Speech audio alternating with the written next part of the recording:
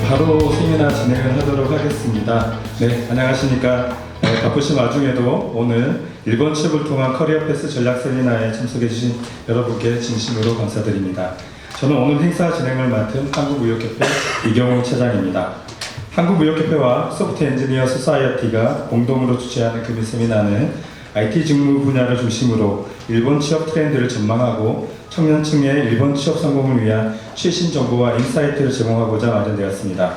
그럼 시작에 앞서 한국무역협회 박연우 상무님의 인사 말씀이 있겠습니다. 박수로 맞아주시기 바랍니다.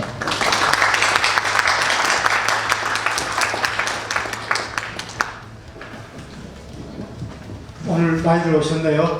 저는 한국무역협회 의학아카데미 사무총장을 맡고 있는 박연우입니다. 오늘 세미나에 참석해 주신 여러분들 진심으로 환영합니다. 또한 바쁘신 와중에도 일본 취업에 대한 소중한 경험과 지식을 나누기 위하여 함께해 주신 연사 여러분께 깊은 감사의 말씀을 드립니다. 얼마 전 컨설팅 기업인 맥킨지는 기술 발전으로 2030년까지 전 세계적으로 최대 8억 개의 일자리가 없어질 수 있다는 분석을 내놨습니다. 또한 2021년 세계경제포럼에서는 4차 산업혁명이 거의 모든 사람을 교란하며 거대한 변화와 불확실성을 만들고 있다는 지적이 제기이 되었습니다. 오늘날 전 세계 청년들이 전례 없는 고용 불안과 급변하는 직업 환경에 직면해 있다는 의미가 되겠습니다. 청년들은 신기술 확산과 산업 구조 고도화 등 고용 시장의 빠른 전환에 대해 철저한 준비가 요구되고 있다고 하겠습니다. 우리 청년들이 글로벌 무대에 과감히 도전하여 다양한 직업 경험을 쌓는 것은 한국을 넘어 글로벌 인재로 성장하는 데 큰 도움이 될 것입니다. 여러 나라에서 축적한 글로벌 커리어는 전 세계적인 인적 네트워크에 대한 접근을 용이하게 하고 해당 분야의 최신 경력 개발 기회를 제공할 것입니다.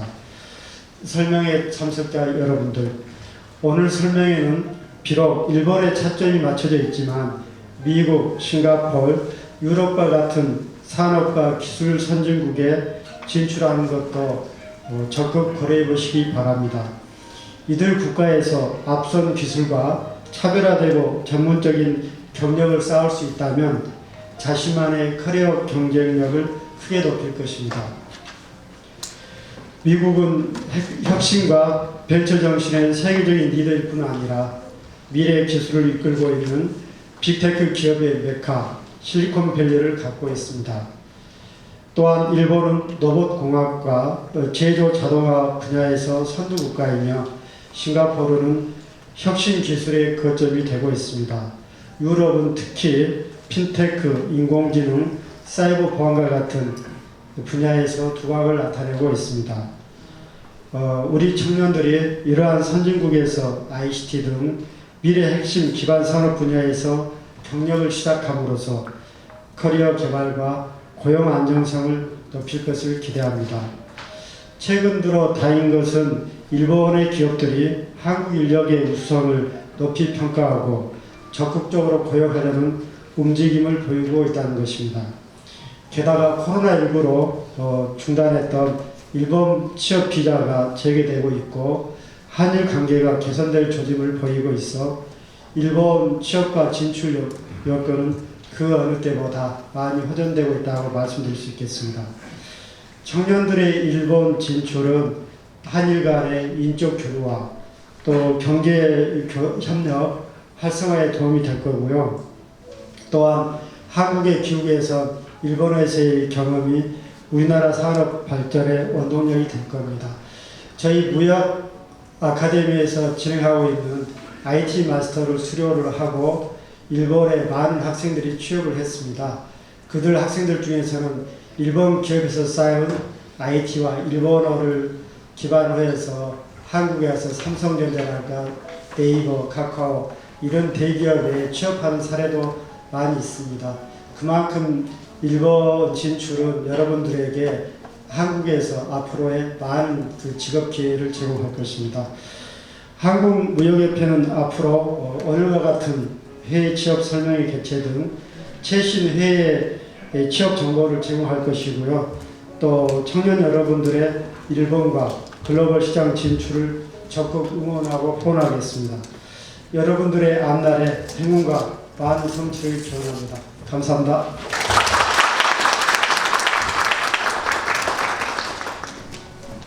네, 박연우 사모님 감사합니다.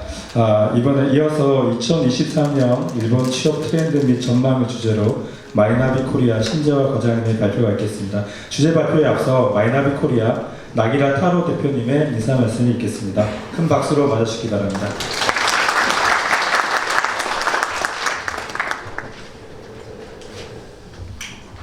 여러분 안녕하세요. 마이나비 코리아의 대표이사 나기라 타로라고 합니다. 저희는 한국무역협회 지난 7년 동안 계속 일본 취업을 위한 커리어 인 재팬이라는 행사를 한 해 2회 진행하고 있습니다. 저는 한국에 온 지 3년이 되었지만 드디어 코로나도 끝나고 일본 기업의 취직을 희망하는 한국 학생분들이 한 명이라도 늘길 바라고 있습니다. 이 IT 마스터에서도 여러분의 일본 취업이 이루어지길 바라고 있습니다. 여러분 힘내십시오. 감사합니다.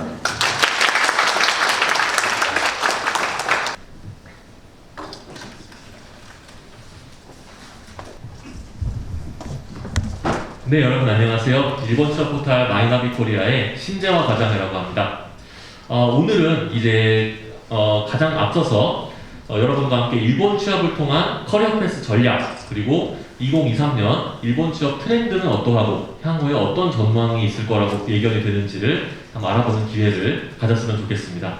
이야기에 앞서서 저는 이제 매년 우리 여러분들과 각 대학에 나가서 얼굴을 마주하고 상담을 진행하고 있습니다. 19년도부터 쭉 이렇게 대학을 돌면서 여러분을 만나왔었는데요. 가장 좀 큰 이슈가 있었죠. 코로나라고 하는 그런 이슈가 있어서 우리 여러분들과 한때는 온라인으로 진행하고 이런 식으로 했었는데 이제 코로나가 어느 정도 잦아들고 나서 다시 우리 여러분들과 이렇게 직접 대면을 해서 진행을 할 수 있어서 굉장히 감개무량하고 반갑습니다. 오늘 이제 앞서서 저희 나기라 대표로부터 격려 인사를 들으셨는데요. 저와는 약 10분 정도 일본 취업의 현황이 어떠하고 트렌드는 어떠한지와 향후 준비 가능성과 전략은 어떠한지 두 이제 챕터에 나눠가지고 여러분들과 알아보는 시간을 가졌으면 좋겠습니다. 먼저 코로나 이전의 일본 국내 한국인 취업 현황입니다.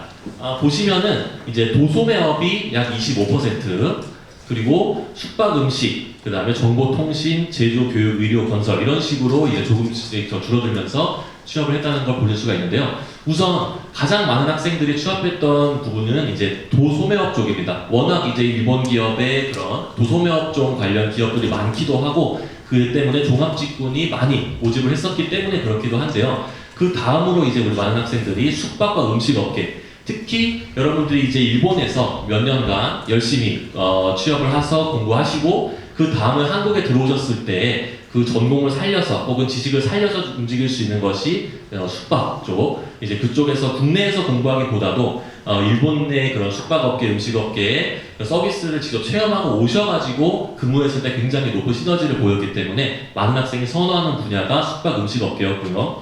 그 다음이 약 17% 정보통신업계에서 일하는 우리 한국인 학생들이 있었는데 이제 코로나를 거치면서 다른 부분에서는 큰 차이가 없습니다만 도소매업과 숙박 음식 쪽이 굉장히 큰 폭으로 이제 그 취업 문이 줄어들고 그만큼을 전부 정보통신 쪽이 잠식했다라고 봐줄 수가 있을 것 같습니다. 그렇기 때문에 작년도 말 기준으로서는 약 30% 이상의 기업들이 정보통신 쪽에서 취업을 진행해 왔다라고 봐주시면 좋을 것 같고 그 다음이 이제 약 제조업, 교육, 의료 순서라고 봐주시면 좋을 것 같습니다. 특히 그렇기 때문에 여러분들이 코로나 이후에도 어떤 식으로 변화해 나갈지 정보통신업계의 그런 구인이 계속될지 쪽에도 좀 관심을 가지고 지켜봐 주셨으면 좋겠다는 생각을 하고 있고요.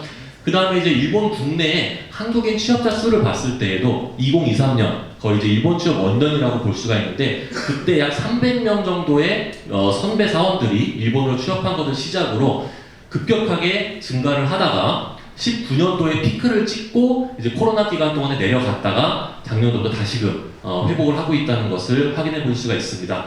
그 2019년도 기준으로 봤을 때에는 해외 취업 국가 중에 약 36%가 일본 취업, 압도적으로 이제 1위를 차지하는 이제 비중이었고, 그 다음에 이제 뭐 해외 구인 위례, 기업에서도 이제 여러분들을 모집하고 싶다. 많은 이제 외국 인재분들 중에 한국 인재를 모집하고 싶다라는 그런 구인 위례가 굉장히 높았었고, 그에 따라서 이제 알선 건수 역시도 높았었습니다. 그래서 코로나 이전까지는 굉장히 기업에서도 많은 학생들을 필요로 하고 우리 우수 학생들도 많이 일본으로 건너갔었다라고 볼 수가 있을 것 같고, 이제 그 일본이 전 세계 중에서도 좀 이제 코로나 시기에 보수적으로 이제 그 감염자 관리를 했다 보니까 미국에 이어서 2위로 지금 줄어들어 있지만 다시금 그 수를 회복하고 있다고 봐주시면 좋을 것 같습니다.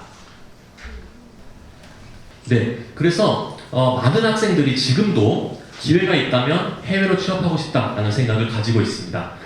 잡코리아의 조사에 따르면 전체 20대 학생들 중에 약 83% 정도가 해외로 취업하고 싶다라고 생각을 하고 있고 30대에서도 약 84% 정도가 해외로 취업하고 싶다라고 생각을 하고 있습니다. 그리고 이제 남녀 구분 없이 굉장히 높은 수치를 기록하고 있고요. 그러면 왜 우리는 굉장히 좋은 조건을 제시하는 국내 기업뿐만 아니라 해외에서 취업을 하고 싶은가를 이제 알아봤을 때 가장 높은 비율을 보였던 것이 바로 해외 기업의 근무 환경이 국내보다 우수해서라고 볼 수가 있겠습니다.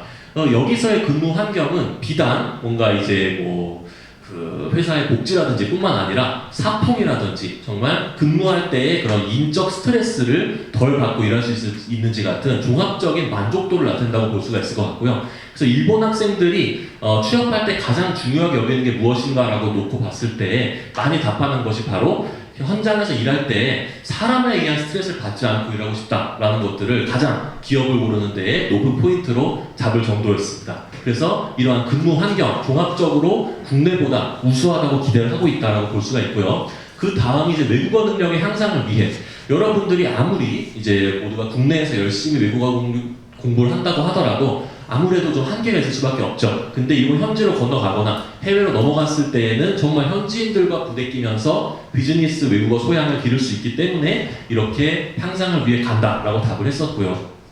그 다음은 이제 해외 생활을 동경하기 때문에라고 볼 수가 있습니다. 이 중에서 우리 코로나 이후에 대학교를 들어가신 분들 혹은 코로나 때 한창 한 2, 3학년이었던 분들 같은 경우에는 극단적으로 대학교 가신 이후에 해외여행을 한 번도 못 가신 분들도 아마 계실 겁니다. 그런 분들은 이제 원래는 해외여행을 하면서 그 나라에 대해서 조금 이제 더 이해도 하게 되고 호감도 갖게 돼서 취업까지 준비를 하시는 것인데 막연한 좀 두려움이 있을 수밖에 없는 게 사실입니다. 다만 오히려 이렇게 코로나가 해결이 지금 되면서 이때부터 여러분이 준비할 수가 있고 그 다음에 뭐 금년도나 내년도 취업을 가시권에 두고 계실 수 있다는 것은 오히려 지금 여러분의 선배, 1, 2년 선배보다는 훨씬 더 나은 환경이 될 수 있다는 말씀을 좀 이제 틈새에 말씀드리고요. 그 다음은 이제 한국 국내의 취업난 때문에 의외로 많은 학생들이 취업난 때문에 대체제로서 해외 취업을 준비하는 것이 아니라는 걸 알 수가 있습니다. 나는 국내에서도 충분히 먹히는 인재지만 그래도 나는 해외의 뜻을 가지고 가고 싶다라는 의미로 공부하시는 분들 많이 있고요. 거기에 실제적으로 한국 국내의 취업난과 그런 해외의 그런 뭐 호황이 곁들여져 가지고 더 시너지를 내고 있다는 말씀을 드릴 수가 있겠습니다. 그 다음은 커리어 스텝을 위해 예를 들어 여러분이 IT를 예로 들어서 국내에서 아마 바로 IT 기업으로 취업하고자 할 때에는 많은 제약에 부딪히게 될 겁니다. 특히 여러분이 정말 전공은 정말 뭐 점수를 맞추기 위해서라든지 대학에 좋아서라든지 정말 IT를 노리지 않고 들어가셨는데 보니까 나는 IT 기업에 관심이 많다라고 하는 경우 국내에서는 사실 취업하기가 힘든 게 사실입니다. 특히 이제 기계공학이라든지 전기전자공학 같은 다른 이공계를 전공한 학생분이라고 할지라도 극단적으로는 이제 대학교에서 코딩까지 가르치면서 IT 취업을 장려하는데 실제로 여러분이 원하는 정도 수준의 기업에 들어가기란 어려운 일이라고 볼 수가 있는데요. 그런 것을 이제 해외 취업을 통해서 문을 두드려서 취업을 하고 거기서 한 3에서 5년 이상의 현직 경력을 살려서 국내로 이직을 한다라고 했을 때 훨씬 유리한 고지를 정할 수도 있다라는 그런 전략도 있다고 말씀드리겠고, 그 외에 더 낮은 이제 국내보다 연봉 조건이 좋기 때문에 취업하는 경우도 있습니다. 다만 이 경우에는 초봉이 우리나라보다 높은 그 나라는 거의 많지 않습니다. 다만 일을 하면서 연봉 상승폭이 올라간다든지 아니면 평생 기대 수입, 내가 은퇴할 때까지 얼마 받는지로 놓고 봤을 때에는 국내보다 더욱더 좋은 조건이 것도 많이 있기 때문에 여러분께서 혹시라도 향후에 연봉 조건을 한번 고민해 보실 때에는 초봉뿐만 아니라 연봉의 상승폭과 내가 대리, 차장, 과장이 부장이 됐을 때 얼마 정도 연봉을 받을 것인가, 은퇴할 때 얼마를 받고 은퇴하느냐까지도 염두에 두시면 좋을 것 같습니다. 그 다음은 이제 일본과 한국의 유교 구인 배율 추이를 한번 보고 넘어갔으면 좋겠는데요. 유교 구인 배율이 뭐냐라고 하면 여기 일본의 18년도 1.54라는 구인 배율은 이제 100명의 학생이 취업 준비를 할 때 일자리가 154개 있다라고 봐주시면 좋을 것 같습니다. 그래서 1.54, 약 1.5배 일자리가 많은 상황이라고 봐주시면 좋을 것 같고, 일본은 쭉 1.0 이상은 유지해왔습니다. 그렇기 때문에 이제 그 취업률 98% 이상이라는 수치가 보장이 되는 것인데, 코로나 이전까지 1.6까지 올라갔다가 코로나 중에도 1.18, 1.14, 그 다음에 2022년에는 다시 이제 코로나가 해결이 되면서 다시 회복 기미를 보이겠다고 볼 수가 있겠고요. 반대로 한국의 경우에는 18년도에 0.58, 이제 100명의 학생이 취업 준비를 할 때 일자리가 58개 있다. 근데 그것이 점점 더 감소 추세를 보여서 20년도에 피크를 찍었다가 조금씩 상승은 하고 있다라고 볼 수가 있을 것 같은데, 이 그래프를 보시면 알 수 있듯이 일본 기업의 그런 구인난과 그 다음에 한국 인재의 구직난은 굉장히 꾸준한 상호 보완적인 관계를 보이고 있다고 볼 수가 있고, 그렇기 때문에 이제 한국에서 해외 취업을 했을 때 일본이 점하는 비중이 그만큼 높다라고 봐주시면 좋겠습니다. 특히 이러한 구인 배열 같은 경우에는 잠깐 전 페이지 잠깐 보겠습니다. 네. 그 일본 전국으로 봤을 때 이렇게 고루 분포가 되어 있기 때문에 꼭 대도시에만 일자리가 없고 지방만 많고 이런 것이 아니라 꾸준한 그런 수요가 있다고 봐주시면 좋을 것 같습니다. 네, 그래서 마지막으로 정리해 보자면 우리 여러분들 중에 아마 문과 출신인 분도 계실 것이고 이과이신 분도 계실 거예요. 혹시 문과이신 분 잠깐 손 한번 들어봐 주실 수 있을까요? 잘 알겠습니다. 여러분이 향후에 취업 준비를 하실 때 몇 가지 키워드를 염두에 두시면 좋겠는데, 문과이신 분들 같은 경우에 특히 일본 취업에 중요한 것은 커뮤니케이션 능력, 내가 정말 얼마나 어떠한 목적을 가지고 여러 사람을 만나서 일을 할 수 있는지에 대한 부분, 그 다음에 업무에 대한 열정, 내가 얼마나 정말 그 뚜렷한 목적을 가지고 취업하는지, 그 다음에 글로벌 마인드를 중요시 여기고, 이공계 학생들 같은 경우에는 이제 최신 정보에 대한 관심, 굉장히 급변한 시장이다 보니까 그렇다고 할 수 있고, 자발적인 행동력과 유연한 대응력, 정해진 일만 하는 것이 아니라 내가 스스로 생각해가지고 얼마나 유연하게 일을 할 수 있는지를 볼 수 있다라고 봐주시면 좋겠습니다. 그리고 여기서 주목할 만한 것이 한국 인재들이 가장 많이 취업하는 4개 업계, IT, 물류, 광고, 제조업계인데 그 중에서 IT 업계를 좀 주목해줬으면 좋겠어요. 2.31 대 0.17 뜻하는 것은 유효 구인 배율 아까 말씀드렸지만 일본의 경우 작년 12월 기준으로 100명의 IT 이제 취업 희망 인재가 있다고 했을 때 일자리가 231개가 있습니다. 그렇기 때문에 굉장히 다 모집하고도 인재가 부족하다. 그래서 비전공 학생들이라고 할지라도 별도로 공부를 했다면 일본 취업, IT 쪽 충분히 받아들이겠다고 할 수 있고, 다만 한국의 경우 작년 말 기준으로 봤을 때 0.17, 100명이 IT 취업을 하고 싶어 하는데 17개밖에 일자리가 없는 그런 상황입니다. 그렇기 때문에 갈수록 한 번 호황이었다 보니까 굉장히 레드오션화가 되고 있다는 걸 볼 수가 있고요. 그렇기 때문에 우리 여러분께서 해외 취업을 하실 때 약간 이러한 양국의 상황을 고려해서 취업하신다면 틈새를 노려가지고 우수 인재로서 우수 기업에 일을 할 수 있을 것이라고 생각이 듭니다. 그래서 4개 업계, IT, 물류, 광고, 제조업계를 염두에 두시면서 취업 준비하시기 바라겠습니다. 이후에도 굉장히 많은 강연자분들께서 자세한 내용을 말씀해 주실 거기 때문에 저는 여기까지로 발표 마무리하겠고요. 우리 여러분들의 성공적인 취업을 응원하겠습니다. 감사합니다.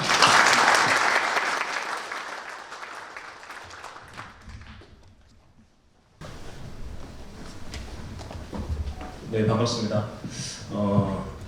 발표하기 전에 제가 이 세션을 끝난 다음에 저희 그 졸업생 분들하고 같이 여러분들 Q&A를 좀 받고 답변을 드릴 예정인데요. 간단히 자기소개나 하는 업무는 나중에 얘기하시더라도 제가 간단히 소개되면 일어나셔가지고 인사만 부탁드리겠습니다. 자, 김준영님, 네. 일본에서 한 2년 정도 리쿠트 R&D에서 근무하시고 현재는 뮤렉스 코리아에서 개발 통합 업무 담당하고 계십니다.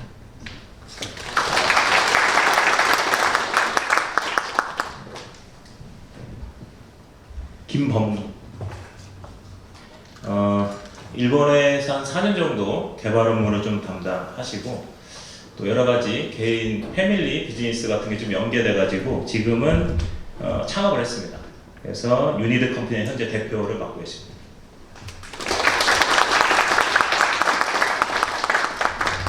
그 다음에 이제 홍보미님, 네.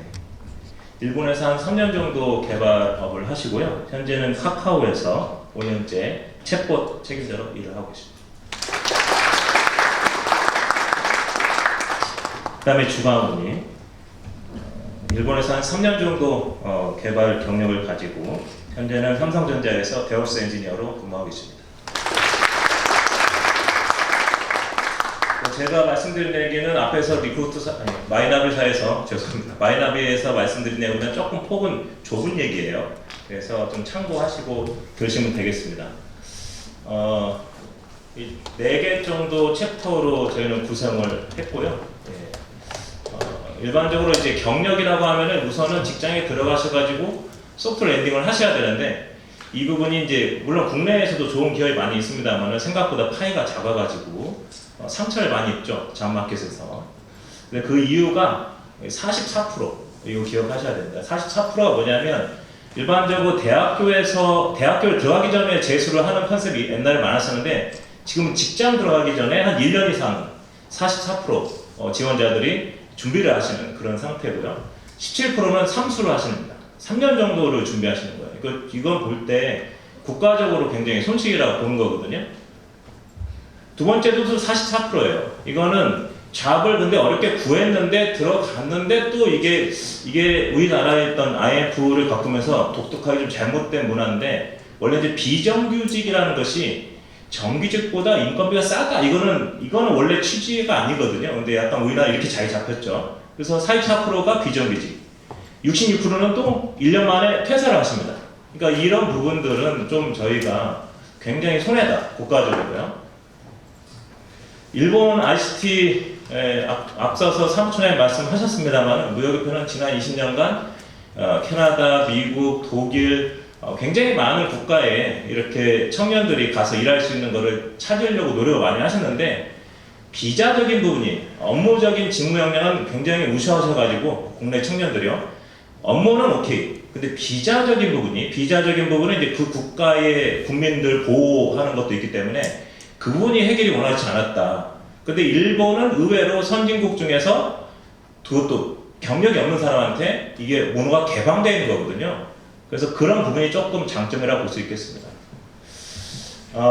저희가 협회에서 지금 20년간 IT, 디지털 이런 관련된 인재를 양성하고 있는데 왜 이걸 하고 있냐면 마크 앤드리슨이라고 해가지고 2011년에 모든 비즈니스는 소프트웨어가 먹을 거야 이렇게 했는데 지금 10년 정도 지났거든요. 맞아요. 마크 앤드리슨 누구냐?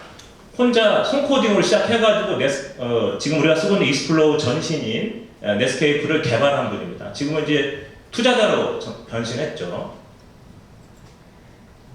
IT 뭐 이런 걸 얘기하면 전공자 뭐 이렇게 컨셉을 받아들이는 분들이 많은데 여기 이제 이렇게 한번 보시면 일반적으로 하드웨어, 소프트웨어는 하드웨어는 만질 수 있는 것, 소프트웨어는 만질 수 없는 것 이 정도거든요. 근데 여기에 여러분들이 집에 쓰시는 랩탑이라든가 핸드폰이라든가 전부 하드 위에 소프트웨어 올라가는 거죠. 거기에 이런 커뮤니케이션 역량이 붙으면서 이게 사실 인터넷이죠. 이게 붙으면서 ICT한용으로 포장이 됐습니다. 20년 전에 ICT한용으로 포장이 돼가지고 이렇게 활용이 되고 있다가 각 기업이나 개인이 갖고 있는 어떤 컨텐츠, 노하우, 데이터 이런 것들이 접목이 되면서 지금 2016년 이후로는 이 디지털이라는 용어로 바뀌었죠. 이게 용어로 바뀌었고 여기에 자동화적인 부분이 겹이 돼가지고 이제 AI라는 식으로 얘기를 하고 있긴 한데 이게 가고 있는 건데요. 이렇게 어렵게 받아들일 필요가 없다는 겁니다. 이게 흐름이 그렇다는 거예요. 그리고 여기에 관련된 랭귀지 언어들은 여러분 일본어, 영어하고 똑같아요. 그냥 그런 언어라고 생각하시면 돼요. 인도네시아어, 한국어 그런 거예요. 그런 건데 한 200개 정도 있는데 그 중에 의미 있는 것들이 탑 20가 항상 이렇게 관리가 되고 있다. 그래서 지금 현재 전 세계적으로 많이 쓰고 있는 4대 언어가 파이썬, C, C++, 자바 이게 4대 언어고요. 이게 대세고요. 그 다음에 점점 중요한 것이 이제 자바스크립트가 웹에서 역할을 잘하고 있고 정형 데이터, 통계 수학, 그 다음에 공학, 시각화하는 부분. 그 고유 그렇다고 해서 나머지 여기 22 있는 이런 언어들이 아무것도 아니냐 어마어마한 언어입니다. 요런 좀 중에서 여러분이 갖고 계신 전공과 이런 기술적인 도구를 결합시키면 먹고 사시는 데 아무 문제가 없거든요. 지금 최근에 그 부상하고 있는 게 이제 스크래치, 이게 이제 뭐 중고등학교 코딩만 할 때 쓰는 그 러스트는 전문가용이고요. 이게 좀 뜨고 있는 상태입니다. 일본의 시장 규모를 보면은 전 세계적으로 비교해 보면 당연히 미국이 압도적으로 1위고요. 한 95% 이상 기술이 다 미국발이기 때문에 그다음에 영국, 일본인데 이건 뭐냐면 돈을 많이 쓴다는 얘기입니다. 우리나라는 20년간 항상 16위였어요. 16위. 그 전 세계에서 한 1.2% 돈을 씁니다. 그러니까 관련된 인재들도 많이 필요가 없어요, 사실은. 그래서 이런 부분들이 원래는 이 디지털 기술이 나오기 전까지는 뭐 그런 분들만 일을 하면 되네 뭐 이렇게 해가지고 우리나라에서도 한 7년 전만 해도 뭐 3D 잡 해가지고 굉장히 싫어하는 그런 거였는데 점점점 이게 디지털업으로 전환되면서 이걸 업무를 알면 알수록 회사는 또 개인은 돈을 벌고 연봉이 올라가는 구조이기 때문에 이걸 관심을 가져야 된다는 거예요. 일본의 인력 현황은 지금 이제 경제 산업성에서 예측한 걸로는 한 앞으로 2030년까지 한 79만 명 맥시멈 필요하다. 근데 그 일본 내 전공자를 다 해도 모자란다는 겁니다. 그만큼 돈을 쓰고 있기 때문에. 그러니까 이런 거를 베트남이나 중국 인재들이 가져가죠. 기업들이 가져갑니다. 그래서 일본에는 현재 112만 명 정도, 미국은 363만 명, 우리나라는 지금 35만 명. 이게 예전에는 42만 명까지 있었거든요. 근데 3D 잡이 이렇게 되면서 이게 복원이 안 되고 있어요. 연소득, 평균소득 보면은 이게 조금 이게 오해가 많이 있는 거예요. 우리나라는 인재를 뽑을 때 연봉을 제시합니다. 근데 일본은 기본급을 제시해요. 그러니까 연봉이라는 거는 기본급 플러스 재수당 이거거든요. 근데 일본은 재수당 얘기 안 합니다. 상여도 얘기 안 해요. 그냥 기본급만 얘기하니까 22만에 곱하기 12개월. 이거 최저시급도 안 되는데 이렇게 해가지고 우리가 판단을 잘못하는데 실제적으로 일본하고 한국의 연봉을 비교해 보면 정보통신업이 일본에서는 탑3 세 번째로 돈을 많이 받는 그런 업종입니다. 그래서 1대 10으로 하면 6,100만 원 정도. 2021년에는 6,200 정도 치고 올라갔고요. 우리나라는 한 4,000 현재 지금 20년 기준으로 4,300인데 한 4,500 정도. 우리나라는 이 정보통신업 이쪽이 전체 20개 업종 중에서 한 5번째 정도 위치해 있습니다. 이 노란색 되어 있는 게 이게 정보통신업이거든요. 연소득이 상당히 높은 구간에 있는 겁니다.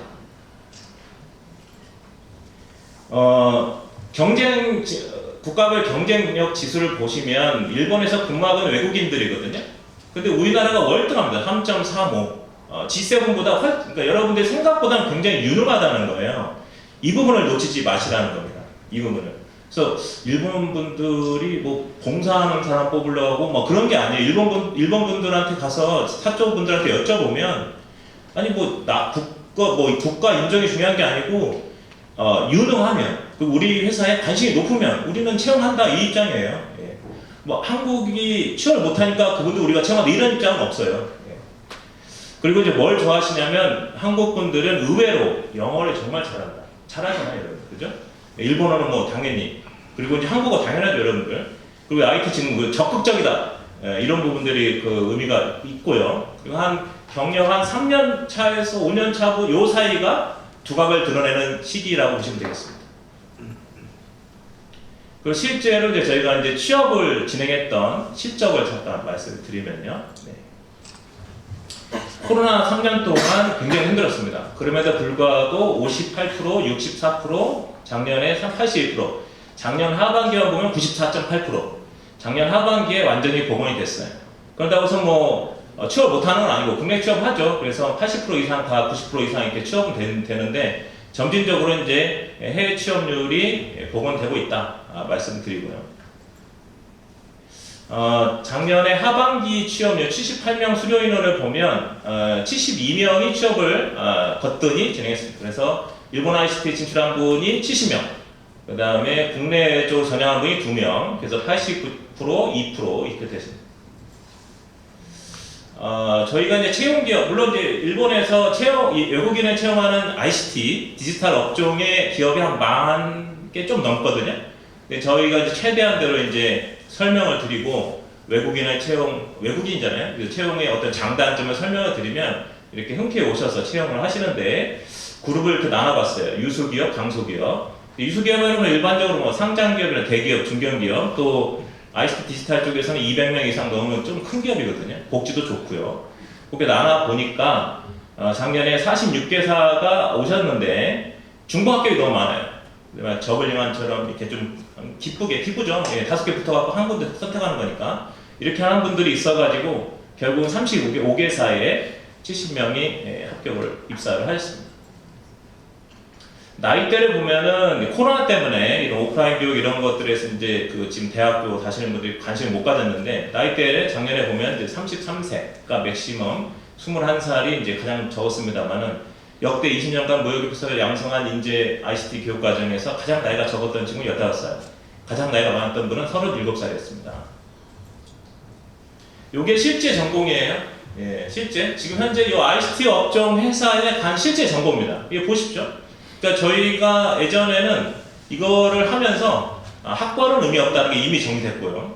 두 번째가 지금 전공이 의미 없다고 지금 정리돼가는 거예요. 저희는 이미 전공이 의미 없네. 너무 잘해요. 이 전공 여기 보시면 관련된 전공 뭐 철학과, 뭐 정치경제학과, 시각디자인학과 이런 과, 국어국문학과 진짜 잘해요. 그러니까 그분이 하는 거에 따라 다른 거죠. 그래서 컴퓨터 전공하는 분을 기준으로 뜨면 한 80%가 비전공이고 일본어 전공하는 분은 한 70%가 비전공인 거죠. 네. 근데 지금은 점점점 저희가 깨쳐가고 있는 건 나이도 필요 없는 거 아니야? 이렇게 느껴가고 있습니다. 이게 이제 법 제도가 우리보다 조금 빠르게 변하고 계신데 옛날에는 이제 김대중 대통령 시절에 협약 맺은 걸로는 전공자가 아니면 정보처리 기사 산업기사가 있어야 된다는 게 법 규정이었는데 이게 점점 해보니까 이게 계속 변하고 있는 거죠. 지금은 정보처리 기사 없어도 돼요라는 이 친구들이 없는 친구들이죠. 작년에 하반기 취업한 친구죠. 필기만 합격한 친구 여기고요. 다 합격한 친구. 그래서 있으면 가점, 없어도 상관없다. 이런 기업들이 많아졌습니다. 그리고 원래 N2 이상은 돼야 되는데 저희는 회화 중심이거든요. 그러니까 듣고 말할 수 있으면 된다. 이것이 강점이기 때문에 물론 있으면 좋죠. 그러나 없어도 상관없다. 그래서 이 N3 레벨 이하라고 표현되는 것은 그냥 말로 면접 보셔도 상관없다. 못하면 안 되죠. 그래서 저희가 이게 취업을 해보면 입사는 일본어로 하는 게 맞는데 연봉 인상은 IT 직무 능력으로 하는 겁니다. 그러니까 두 개 다 필요한 거죠. 정보처리 필수 아닌 기업이 63.41%였어요. 46개 기업 중에서. 그리고 이제 사택이나 이런 것들 제공하는 기업들이 있는데 신입사원에 대해서요. 한 63%? 근데 실제로 여러분들을 생각해 보시면 일본에서 한국 사람들 볼 때는 그냥 일본 사람 생각해요. 그렇기 때문에 사택을 국내에서도 뭐 사람 채용할 때 사택 준다는 그런 회사가 많지 않잖아요. 그런 부분이 없다고 해서 뭐 여러분들을 섭섭하게 대하거나 그런 건 아니에요. 그냥 일반적으로 생각하는 게 그런 거니까요. 올해 1월 말 현재 지금 채용을 하겠다고 하는 기업 로고입니다. 51개사고요. 지금 1월 말이니까 지금 더 좀 많아졌거든요. 그래서 저희가 5월 달 정도에 이제 자폐를 들어가게 되는데 좀 더 많아질 것 같으면 한 70개 정도 회사 될 것 같아요. 네. 그 다음에 신입사원 평균 연봉 지금 현재 51개사 기준으로 했을 때 유수기업 17개, 강소기업 34개, 349만 원. 이게 평균 연봉이 되겠습니다. 그 다음에 이제 저희가 받는 수요는 앞서서 말씀드렸습니다만 웹, 인터넷 이게 굉장히 중요한 시대가 돼버렸어요. 그래서 심지어 이제 지금 AI 이 퍼포먼스 관련된 것도 전부 웹이 먹어가고 있거든요. 그래서 웹 기술은 기본이에요, 기본. 그래서 웹 엔지니어는 한 407명 정도 요청을 받았고 인프라 인지니어 118명인데 이건 왜 받았냐면 여기서 근무하는 분들이 일로 넘어가는 데는 큰 문제 없이 적응을 잘 하신답니다. 일도 잘 하시고. 요거를 하신 분이 일로 넘어온 경우는 없는데 여기 이거 하신 분들이 일로 넘어간 경우는 많다. 그래서 요 수요도 같이 주셨습니다. 평균 연봉 관련돼서 박스 플랫을 그려보면 강소기업이 342만에 유수기업이 363만에 근데 덴시티 플랫을 그려보면은 이게 이제 사실 저희가 이제 좀 부러워한 부분이에요. 뭐냐면 우리나라 같은 건 이제 강소기업, 중소기업하고 저 대기업, 이 메이저 기업은 이게 만날 일이 없죠. 이게 중복이 없잖아요. 워낙 차이가 빵 떠있어가지고. 근데 이제 여기 일본은 강소기업하고 우수기업은 안 됩니다. 대기업보다 더 많이 주는, 더 대우를 좋게 해주는 회사도 꽤 있어요. 그래서 저희가 받은 수요로만 보면, 뭐 이거를 그 1대 10으로 보면은 2,800만 원이 맨 작은 숫자고 가장 많은 게 4,500. 저희는 대충 이 정도에서 여러분들을 안내하려고 노력하고 있습니다. 네. 일본하고 한국의 잡마켓을 통합해서 한번 해서 보면 여러분들한테 기여가 될 것이다 라고 말씀드리는 겁니다. 지난 20년간 저희 과정을 수료한 분들이 3,000명이 넘었고요. 취업은 2,900명 정도, 취업률은 96.24%. 원래는 과정 수료하고 2, 3개월 내에는 취업 다 끝나는데 코로나 때문에 지금 1년간 이렇게, 왜냐면 국경도 닫히고 막 이래가지고 지원을 했던 적이 있습니다. 그 다음에 이제 일본 ICT에 진출한 실력을 중심으로 보면은 해외 취업을 한 분이 2,200명 정도. 근데도 국내 취업 안 하는 건 아니고요. 취업은 본인 선택이 하시는 거니까. 국내에도 일본 기업들이 3,000개 정도 있잖아요. 660명. 요게 이제 그 여러분들 커리어 성장 CDP 경로인데요. 이게 저희가 A, B, C, D 이게 A, B가 가장 많아요. AB가 가장 많습니다. 그래서 A 뭐냐면 일본에서 중견이든 중소기업이든 간에 한 3년에서 6년 정도 근무를 하시고 난 다음에 글로벌 기업이나 대기업이나 전문 기업으로 가는 케이스가 가장 많고 그 다음에 조금 많은 경우가 일본에서 경력 쌓고 국내 산업에서 지금 활약하시고 계시는 분들 지금 앞에 계시고 아까 인사드린 분들이 이런 B타입인 분들이죠. 그 다음에 이제 C타입은 점점점 2017년 이후로 많아지고 있는데 우리가 일반적으로 이제 직장 일모작 기업이죠. 일모작 기업. 그냥 바로 좋은 자기가 그냥 안착해서 끝을 볼 기업으로 좋은 기업으로 가시는 거죠. 이런 케이스가 이제 좀 많은 거고. 그 다음에 이제 가장 적지만 아무튼 의미 있는 것이 이제 창업, 또 임원, 또 제3세계 진출, 미국이나 뭐 독일이나 이쪽 진출하시는 분들. 이거를 저희가 뭐 추적해가지고 막 개인정보 막 이렇게 하는 건 아니고요. 본인들이 코엑스 주변에 왔다 갔다 하다가 놀러 와서 그냥 옛날 생각나니까 명함 주고 가고 이런 분들 제가 취업한 겁니다. 그래서 이런 분들을 중심으로 좀 정리해 보면 디지털 ICT 이런 직무 역량을 경력을 활용해서 이게 자기의 비즈니스 필드로 넘어가는 거거든요. 저희는 여러분들한테 전공을 바꾸라는 얘기를 하고 싶지 않습니다. 국어 국문학과다? 언젠간 써먹어요. 거기에다가 플러스 도구를 붙이는 정도로 이게 작업을 하시라는 거예요. 이거 보시면 게임 산업, 무슨 마케팅 산업, 통신, 네트워크, 보안, 공공기관도 가시고 금융, 빅테크 여러 가지로 이렇게 흩뿌려지거든요. 그러니까 여러분들이 지금 커리어를 쌓는 데 있어서 전공 또한 중요합니다. 나중에는 그거를 뭐 저는 취업이 안 되니까 이걸 버리고 이걸 할게요 이런 생각으로 하시지 마시라는 겁니다. 어디까지나 이 기술은 도구입니다. 도구. 저희 자랑이죠. 이게 이 졸업생들을 이렇게 해서 예전에는 코로나 오기 전에는 1년에 한두 번 정도 행사를 같이 했어요. 서로 교류하고 프로젝트 할 거 같이 하고 또 사람 필요하면 서로 이렇게 얘기해서 또 뽑아가고. 근데 이제 지금 코로나 때문에 중단됐습니다만 이제 올해부터 다시 되겠습니다만 저희 졸업생들이 지금 근무를 하고 있는 곳입니다. 올해도 1월달에 한 8개 회사에서 졸업생 회사죠. 아까 보여드렸던 회사 말고 별개로 사람 후배 좀 보내달라 이런 요청을 받은 상태입니다. 이게 이제 일본 경제산업청에서 나온 얘기 중에서 조금 의미 있는 것 같아서 안내 드리는데요. 이게 연차 수는 아니고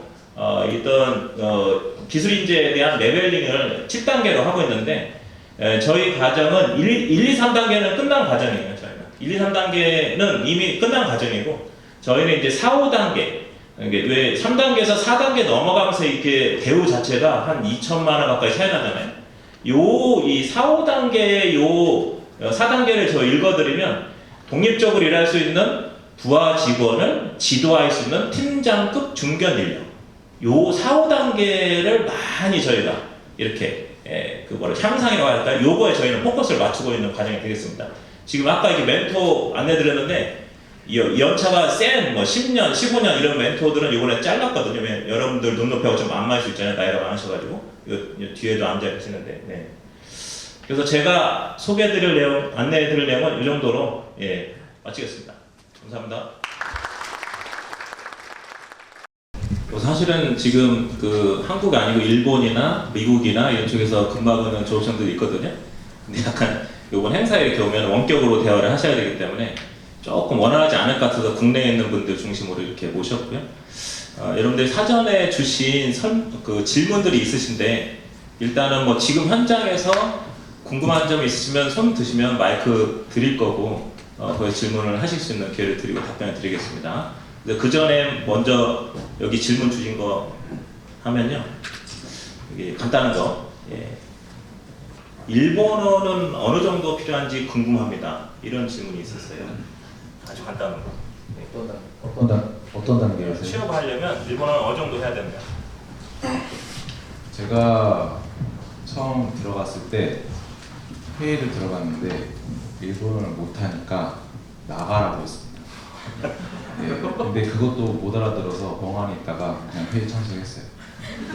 그 정도면 됩니다.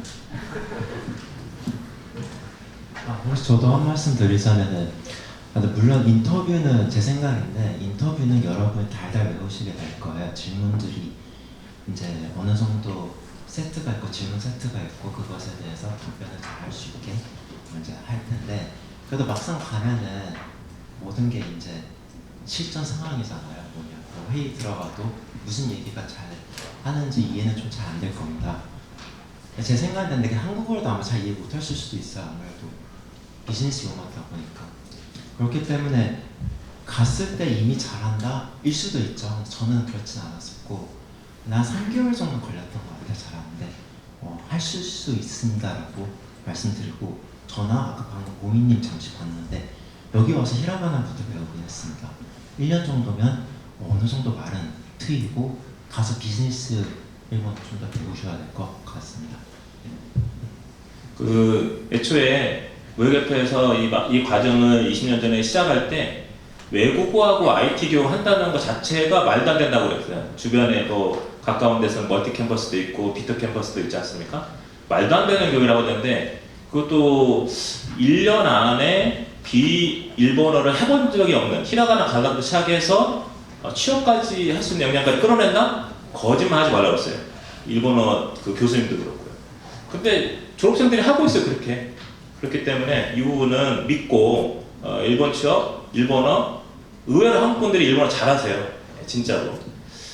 그래서 질문하신 거에 대한 답변은 어느 정도 된 것 같고 혹시 손 드시면 바로 마이크 드리겠습니다.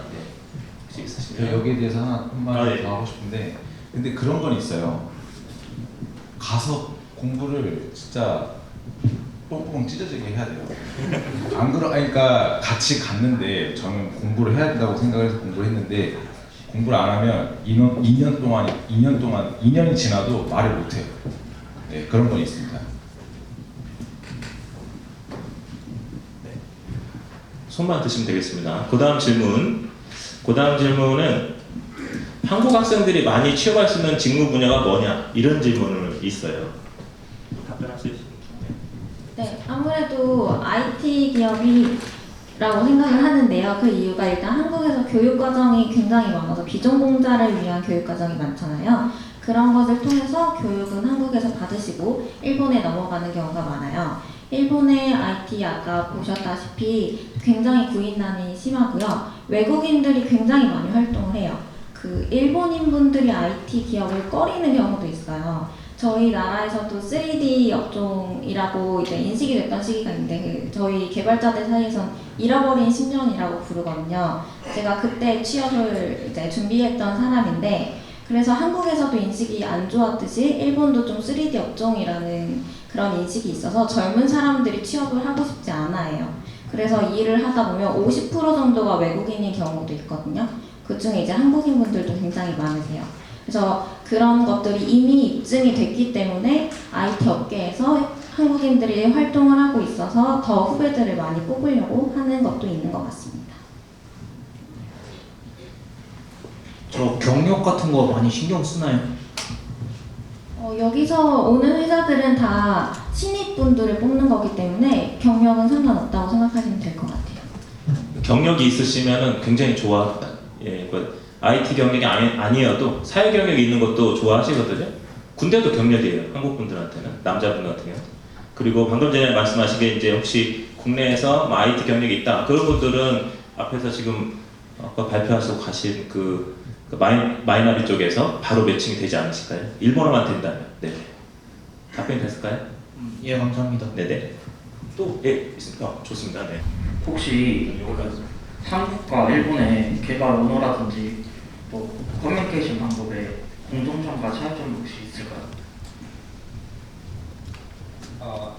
혹시 개발 전공하신 분이신가요? 네. 개발 언어는 뭐 차이가 조금 있을 수 있는데 아무래도 한국은 자바를 좀 많이 선호하는 거고 일본은 좀 다양하긴 한데 저 같은 경우는 일본 갔을 때 루비라는 개발 언어로 개발을 했었습니다. 아무래도 일본 분이 만든 개발 언어다 보니까 아직도 일본은 루비를 쓰는 것도 많이 있고 네, 근데 기본적으로 일본 회사들은 다양하게 개발 언어를 쓰고 있어서 근데 아무래도 개발 공부 하셨으면 아시겠지만 한 가지 개발 언어를 잘하면 다른 언어를 배우는 건 좀 쉽거든요. 네, 그렇게 보시면 될 것 같고 뒤에 질문 한 번만 다시 말씀해 주시겠습니까? 혹시 커뮤니케이션 할 때 뭐 개발자라든지 디자이너들끼리 뭐 커뮤니케이션 하거나 뭐 클라이언트랑 커뮤니케이션 할 때 혹시 좀 일본과 한국과 다른 점이나 그 질문은 지금 레드의 팀장님이 와 계시니까 저희 좀 연차가 오래돼서 저희가 했는데 와 계세요. 그래서 좀 나오셔가지고 네, 저 답변을 해주세요. 안녕하십니까. 한국 레드 기술지원팀 팀장을 맡고 있는 신정입니다. 네, 커뮤니케이션 말씀을 하셨는데요. 사실 개발자라서 어떻다, 영업이라서 어떻다 이런 거는 저는 그렇게 크게 직업의 차이가 있다고 보진 않아요. 그래서 저희 같은 경우는 글로벌에 걸쳐가지고 때로는 유럽 친구들하고도 일을 하고 때로는 중국, 일본, 미국 다 같이 일을 하는데 결국 그렇게 일본 가신다고 해가지고 한국하고 크게 다르다고 저는 보지는 않고 커뮤니케이션 하는 데 있어서는 되게 중요하니까 협업하는 데 있어가지고 그런 부분에 대해서는 잘 듣고 잘 얘기하고 이런 부분들이 나라를 망론하고 필요하지 않을까 그런 생각을 합니다. 혹시 IT 업계를 일하면서 현지의 일본어랑 영어의 사용 비중이 어떻게 되는지 그 회사 내에서도 외국인이 많다고 하셔서 영어의 비중이 조금 더 많습니까? 기본적으로 외국인이 많다고 해서 저희 나라도 한국어로 얘기를 하잖아요. 일본에서도 일본어가 기본이고요. 글로벌한 회사들이 있어요. 예를 들어 라쿠텐이라던가 아니면은 아마존 이런 기업들은 영어를 기본으로 사용하고 있기는 한데 그래도 내부 회의는 일본어로 하는 경우도 많다고 알고 있어요. 감사합니다. 영어, 그 연차가 올라가면 올라갈수록 영어를 많이 쓴답니다. 좀 10년차 이상 선배들은 그런 얘기를 많이 외국인들 만나면 네, 참고하시면 감사합니다. 아까 저쪽에 손 드신 분 있었거든요. 네, 안녕하세요. 네, 저 IT 직군 중에서 그 QA 직군을 일본 쪽에서는 전망이 있는지에 대해서 좀 궁금합니다. QA 직군. 지금 현재 여기 저희 졸업생들 한 4년 정도 경력에 이제 현재 국내 경력 한 4년 정도에서 8년 정도 되긴 하는데 일본의 QA 쪽으로 오면 악센처가 굉장히 큰 업을 하고 계시거든요. QA 쪽 굉장히 큰 비즈니스입니다. 일본이 우리보다 기술력 반영하는 것은 느리긴 하지만 가지고 있는 파이가 너무 크다 보니까 코볼 엔지니어조차도 한국에서 코볼 안 쓰거든요. 코볼 엔지니어조차도 연봉 1억이에요. 그러니까 그 업이 계속 있는 겁니다. 그래서 방금 전에 질문하신 거는 QA 쪽도 굉장히 큰 비즈니스다. 답변이 됐을까요? 네, 감사합니다. 저 뒤에 전적 드신 분. 네, 안녕하세요.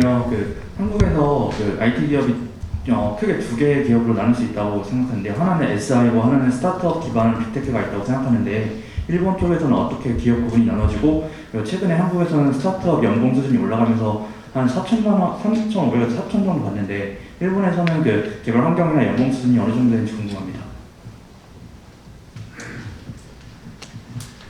되게 좋은 질문이고, 개발 쪽에 아마 SI 기업이랑 솔루션 있는 기업 보통 이렇게 구분하는 것 같긴 해요. 근데 하신 말씀도 비슷한 것 같은데, 저는 이제 일본 쪽에서는 SI 기업에 좀 다니고, 지금 제가 현재 다니는 건 솔루션 기업이긴 한데, 일본에서 이제 여러 이제 회사들이 왔을 때, 제 느낌은 그때 사실 저도 딱 봤을 때는 SI 기업인지 솔루션 기업인지 저도 확신할 수는 없으니까 SI 기업이 조금 더 많았던 것 같기는 해요. SI 기업의 장점은 이미 좀 잘 알고 계실 것 같다는 느낌도 좀 들지만은 프로젝트 기반을 이제 막 여러 개를 이제 돌기 때문에 이 프로젝트에서는 프론트를 하고 저 기업에서는 백엔드를 하고 이런 경험들도 할 수 있는 점도 좀 좋을 것 같기도 하고, 근데 좀 더 일이 많긴 할 거예요. 그렇지만 이제 딱 시간이 이제 정해지고 그 이내에 이제 일을 끝내고 그런 부분이 있기 때문에. 그래서 아까 두 번째 질문은 이제 보수를 얼마 정도 받느냐. 근데 그거는 이제 대부분 제가 같이 졸업생들 같은 경우에는 경력이 없으셨어요. 그래서 경력 없으셨기 때문에 제 때는 아마 3천 초반 정도 받았던 것 같긴 한데, 지금도 잘 모르겠네요. 저는 18년도 여름에 그때 그 정도 상영까지 하면 그때 그 정도 보고, 지금까지도 일본에 지금 남아있는 분들은 대부분 친구들 한번 이직했을 때 그때 한번 연봉 점프를 크게 한 걸로 알고 있습니다. 네. 혹시 답변 잘 됐는지 잘 모르겠습니다. 네. 그 어려운 질문을 하셨고요. 스타트업은 일본이나 한국이나 연봉이 세죠. 그리고 이미 경력자 중심으로 모여서 스타트업을 하는 것이지 신입사원한테 스타트업을 하라는 건 조금 안 되거든요. 그래서 연봉은 셉니다. 그래서 아까 안내드린 자료에서 보신 것처럼 한국보다 더 다양한 업종에서 지금 스타트업이 이루어지고 있기 때문에 경력이 있으시고 그런 창업에 서 관심 있는 분들은 일본 쪽에서 하시는 것도 괜찮을 것 같습니다. 네, 감사합니다. 네, 또 질문. 네, 저기 손 드신 가운데. 네, 저기 앞에 계신 네 분한테 공통적인 질문으로 한 분씩 답변해 주셨으면 좋겠습니다. 좋습니다. 일본에 취업을 했다가 어떤 이유든지 중간에 포기를 했다든지 또는 실패를 해서 다시 본인의 의사와 무관하게 다시 한국으로 돌아왔던 그런 사례가 있었는지 주변 분들을 위해서, 그리고 있었다면 그 가장 큰 원인이 무엇으로 생각하는지 그 부분 답변해 주셨으면 좋겠습니다. 네, 제가 가장 최근에 한국으로 이직을 하게 된 케이스여서 답변을 드리면, 저 같은 경우는 이제 코로나가 가장 좀 컸습니다. 저는 이제 일본에 취업을 하고 1년 지나자마자 코로나가 터졌는데요.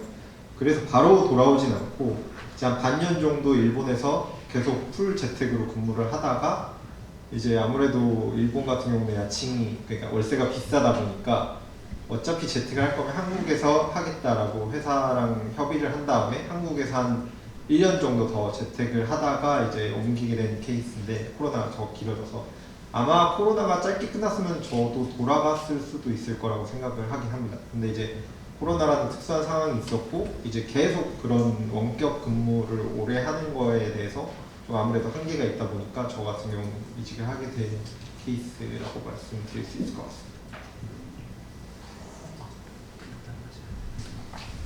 네, 죄송합니다. 저는 그런 케이스가 주변에 없습니다. 예, 왜냐하면 사실 저는 잘 못했거든요. 그래서 가서 생존하느라 바빠서 친구들도 거의 못 봤어요. 네, 몰라요. 뭐 하는지 모르겠습니다. 제 경험부터 말씀을 드리고, 이제 제가 봤을 때, 저 아직도 이제 일본에 지금 남아있는 친구분들도 있는데, 이제 좀 말씀을 드리자면은, 저 같은 경우는 2년 정도 일을 일본에서 했는데, 1년 정도 지났을 때, 이제 바로 옆 부서라고 할까요? 데이터 사이언스 부서가 있었는데, 그걸 하고 싶었어요. 그래가지고, 한 1년 정도밖에 지나지 않았지만은, 회사 내에서 좀 알아보고, 이제 이직도 사실 좀 준비를 해봤고, 근데 이직도 사실 데이터 사이언스의 특성일 수도 있긴 한데, 그때 당시에는 좀 학력을 좀 요청을 했었습니다. 석사 적어도. 그래서 저는 이직을 준비하면서도 공부를 하기로 마음을 먹어요. 그래서 저는 2020년 1월에 싱가포르에 있는 대학원, 그리고 데이터 사이언스 대학원 가게 되는데, 그렇게 하면서 일본을 떠나게 됐고, 싱가포르 이제 졸업하고 나서는 그때는 아직도 코로나니까 비자가 안 나오면서 한국을 리턴 오퍼를 줄 건데 가볼래? 라고 했을 때 그때 오케이 해가지고 이제 저는 한국에 오게 된 케이스인데, 이거는 많지 않겠지 이 경우가. 그래서 별 도움이 안 될 것 같아서 전반적인 제 느낌을 말씀드리자면은 한 5년 정도의 시간을 두면은 한 절반 정도는 돌아오지 않았나 싶기는 해요. 뭐 코로나 시기가 아니었었어도. 왜냐하면 나이가 들면서 남은 친구들 같은 경우는 거의 다 결혼을 했고, 일본 분들이랑. 그냥 이거는 어떻게 보면 제 경험입니다. 근데 제 경험이 아니니까 제 친구들 경험인데, 그렇지 못하면은 이제 뭐 결혼을 위해서라도 뭐 현실적인 이유 때문에 온 친구들도 있고, 일본에 오랫동안 있으면서 약간의 홈시크를 느끼면서 온 친구도 조금 있었던 것 같고, 그렇지만 돌아왔다고 실패라고는 절대 보기 힘들 것 같습니다. 지금 뭐 여기 옆에 분 같은, 여기 삼성전자 다니시거나 카카오나 경력이 분명히 있는 거고, 물론 그거는 들어올 때 시험 한번 보면서 그건 자신이 증명을 해야 되는 부분이라고 생각은 하지만, 일본 짧게 이제 제가 이제 끝내자면은, 일본의 그 첫 번째 첫 발을 디뎠기 때문에 제가 데이터 사이언티스트라든지 그런 거를 좀 볼 수 있었다고 보니까, 그 돌아왔다 한들 그건 분명 의미가 있다고 봅니다. 좀 답변 길었으면 죄송합니다. 네, 저도 제 주변 동기들을 생각해 봤을 때 1년 안에 돌아온 동기들이 있는데, 그런 분들은 비전공자고 공부를 해서 갔지만 생각보다 개발이라는 업무가 자신과 안 맞을 수 있어요. 근데 그건 경험해보기 전까지는 모르는 거거든요. 그래서 이제 한국으로 돌아오신 분들이 몇 명 계시고, 그 다음에 아까 말씀하셨듯이 홈시크를 느껴가지고 돌아오는 분들도 있어요. 근데 저희 동기 같은 경우는 한 70-80% 이상이 아직 일본에서 다 업무를 하고 있거든요. 저 같은 경우에는 한국으로 돌아갈지 일본으로 에서 이직을 할지 고민을 할 때 두 개 회사를 다 넣었어요. 이제 한국에서는 카카오를 면접을 보고, 일본에서는 라인 재팬을 봤는데 카카오가 먼저 소식을 줘가지고 저는 한국으로 돌아오게 된 케이스입니다. 한국으로 돌아오는 케이스는 굉장히 다양합니다. 이거 말고도. 초반에 일본에서 저희 마스터 취업했을 때는 비자를 3개월밖에 안 줬어요. 초반에. 근데 지금은 이제 5년, 뭐 3년 이런 식으로 돼서 큰 문제가 없는데, 계속 이렇게 교류를 하다 보니까 법도 개선되고, 뭐 이렇게 홈식 아까 얘기한 그 결혼 문제가 좀 있어요. 결혼 문제가 좀 있는데, 휴가는 한국보다 더 많아요. 그래서 만약 지방에 계신 분이면 서울에서 이렇게 자기 집 가는 케이스보다 일본에서 자기 집 가는 케이스가 더 많다. 수요일날이 더 많아가지고 그 정도 말씀드리고요. 또 질문. 일본에서 이제 요구사항 같은 거에 대한 정의나, 이제 보통 제가 잠시 동안 이제 IT 기업에서 일을 했었는데, 요구사항을 이제 한 줄 정도 주고 그거에 대해서 계속 커뮤니케이션 하면서 이제 그 요구사항을 이제 솔루션을 드렸었는데, 일본에서는 그런 요구사항이나 이제 그런 게 내려올 때 회의 같은 걸 따로 진행을 한다거나 그런 식으로 약간 뭔가 여러 개의 절차가 나눠져 있는지가 첫 번째 질문이고, 두 번째 질문으로는 이제 일본에서의 프리랜서들은 어떻게 살아가고 있는지 혹시 알고 있는 게 있으신가 해서 질문 드립니다.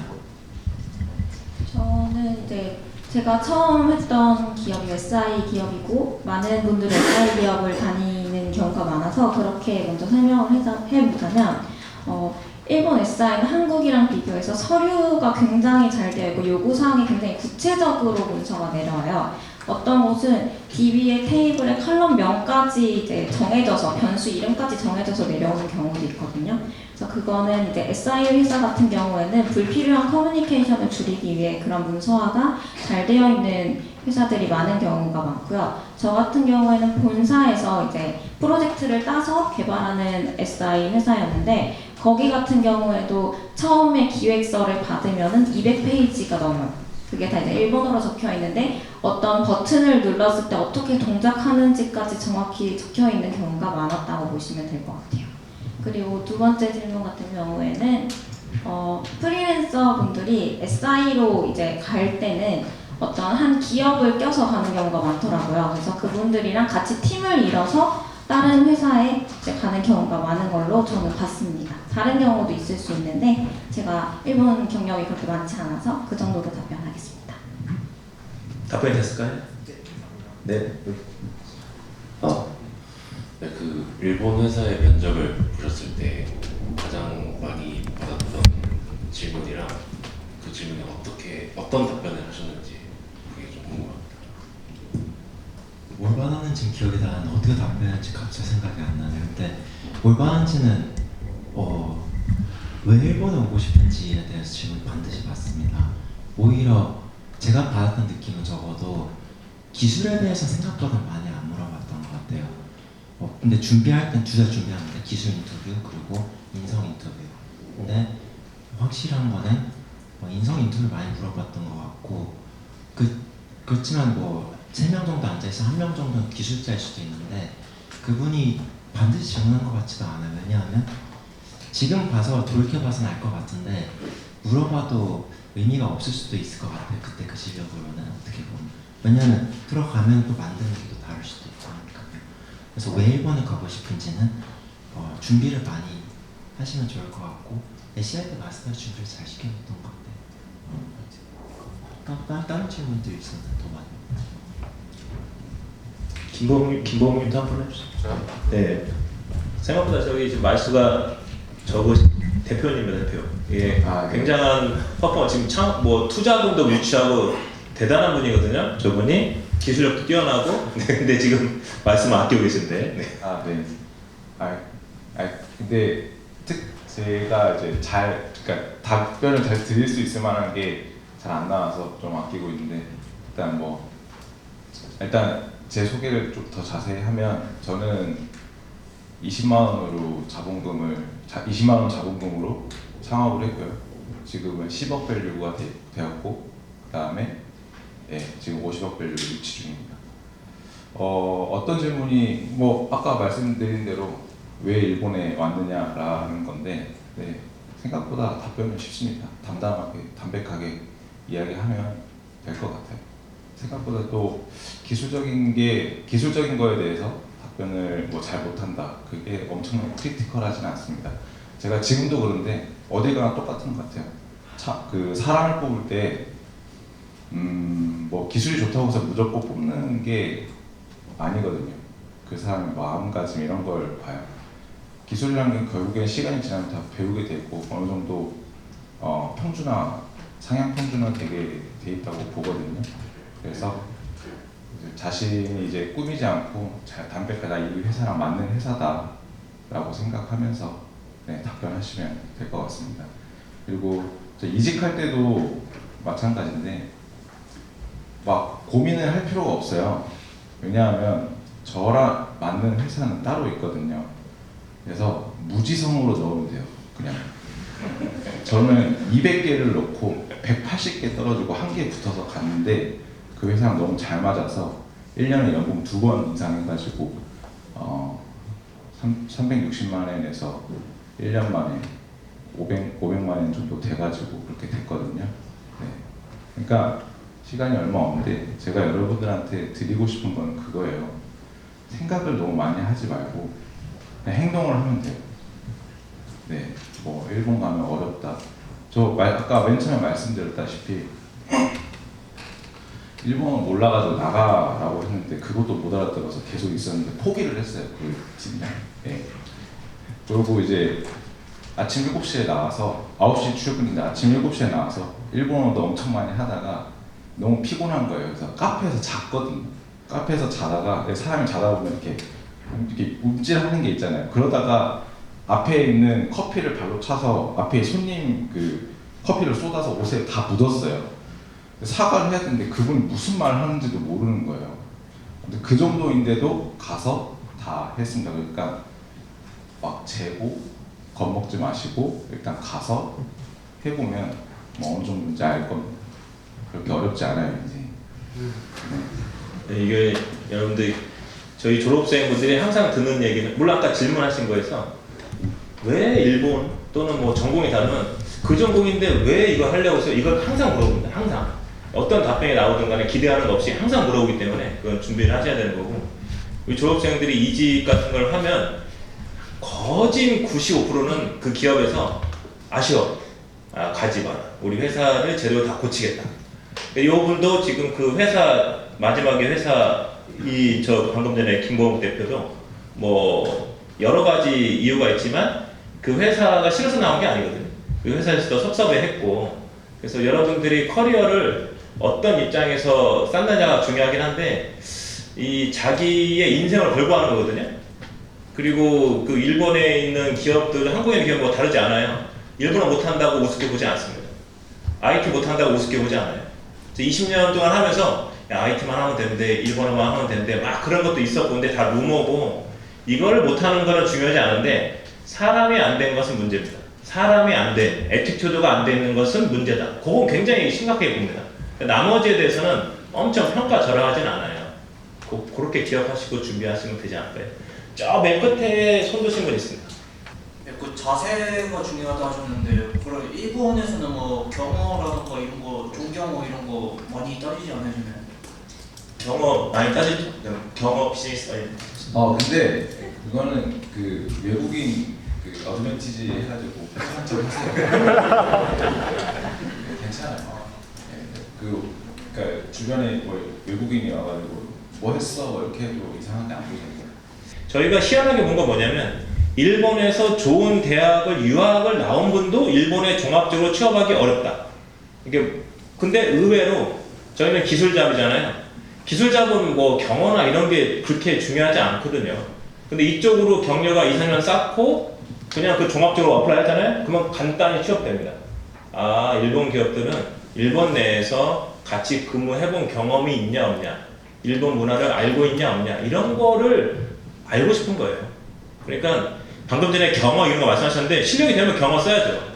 근데 최선을 다해서 일본어를 공부하시는 데 있어서 경어 또 라이팅 쓰는 거 있잖아요. 이거 쓰는 거는 일본 분도 잘 안 되거든요. 평생 공부하세요. 그러니까 한자 같은 거 뭐 그렇죠. 읽고 말하는 거는 하셔야 됩니다. 읽고 말하는 거. 질문하신 분 제가 안 보여가지고 어디서 보이는데 아무튼 그런 부분이 있습니다. 혹시 네 분의 답변을 다 들어보고 싶은데요. 괜찮다면은 한국에서 굉장히 당연하게 생각했던 문화나 행동이 남아있어서 일본에서 일을 하다가 이제 뭐 직장 동료분이나 상사분에게 굉장히 뭔가 신뢰가 됐던 적이 혹시 있는지, 그래서 이제 여기 계신 분들 만약에 추후에 취업을 일본에서 하게 되면은 이런 실수는 꼭 안 했으면 좋겠다 싶은 게 혹시 있으신가요? 저도 제가 아마 실수를 많이 했을 것 같긴 한데 제가 인식을 잘 못해서 그분들이 너그럽게 봐주신 것 같습니다. 그리고 저희 회사 같은 경우는 인원이 작은데도 외국인 분들이 많이 있으셨거든요. 그리고 젊은 기업이다 보니까 저는 모르겠습니다. 대기업은 조금 그런 거를 예의 범절을 좀 따질 수도 있는데 저는 좀 그런 자유로운 분위기가 좋아서 선택을 한 부분도 있었고 해서 좀 무리 없이 넘어갔던 것 같습니다. 저도 혼나거나 이런 경험은 아닌데 좀 다르다고 느꼈던 부분은 그 사적인 질문을 한다거나 아니면 번호 교환 같은 게 전혀 없거든요. 그러니까 예를 들어 저희 나라 같은 경우는 회사에 가면 일단 번호를 서로 다 주고받고 단톡방을 펴가지고 사적인 대화, 뭐 여자친구 있냐 남자친구 있냐부터 호구조사까지 다 하는데, 그런 게 옆자리에 있는 분의 라인 번호도 모르는 경우가 굉장히 많아요. 그리고 사적인 질문 같은 것도 거의 하지 않기 때문에 그런 걸 좀 다르다고 느끼실 수 있을 것 같아요.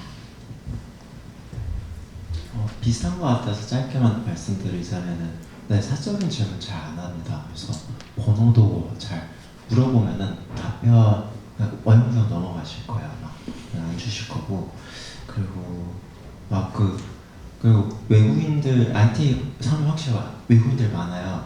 한국인 정도면 충분히 예의범절 좋습니다. 걱정 안 하셔도 될 것 같습니다.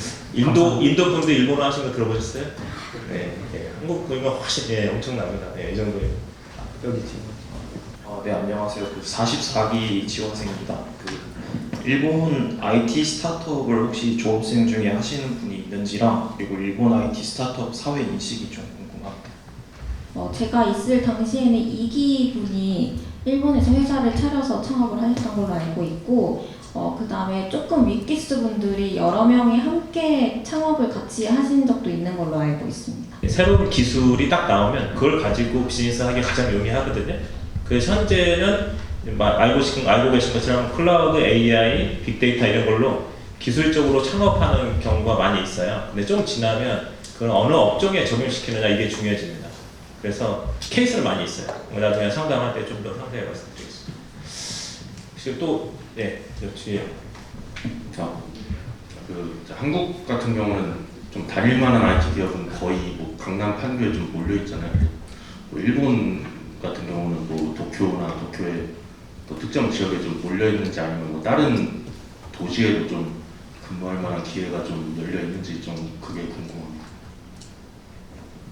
일본의 84% 정도가 도쿄고요. 그 다음에 이제 후쿠오카나 이쪽, 오사카 쪽에 있긴 합니다. 한국과 비슷합니다. 이쪽으로 몰려 있습니다. 네네. 그 대표님이 만약에 일본에서 창업을 했고 한국인을 뽑는다고 가정해 보면은 만약에 직접 면접을 봤을 때 어떤 질문을 하실 것 같나요? 근데 뭐 그게 뭐 일본뿐만 아니고 그냥 지금도 그래요.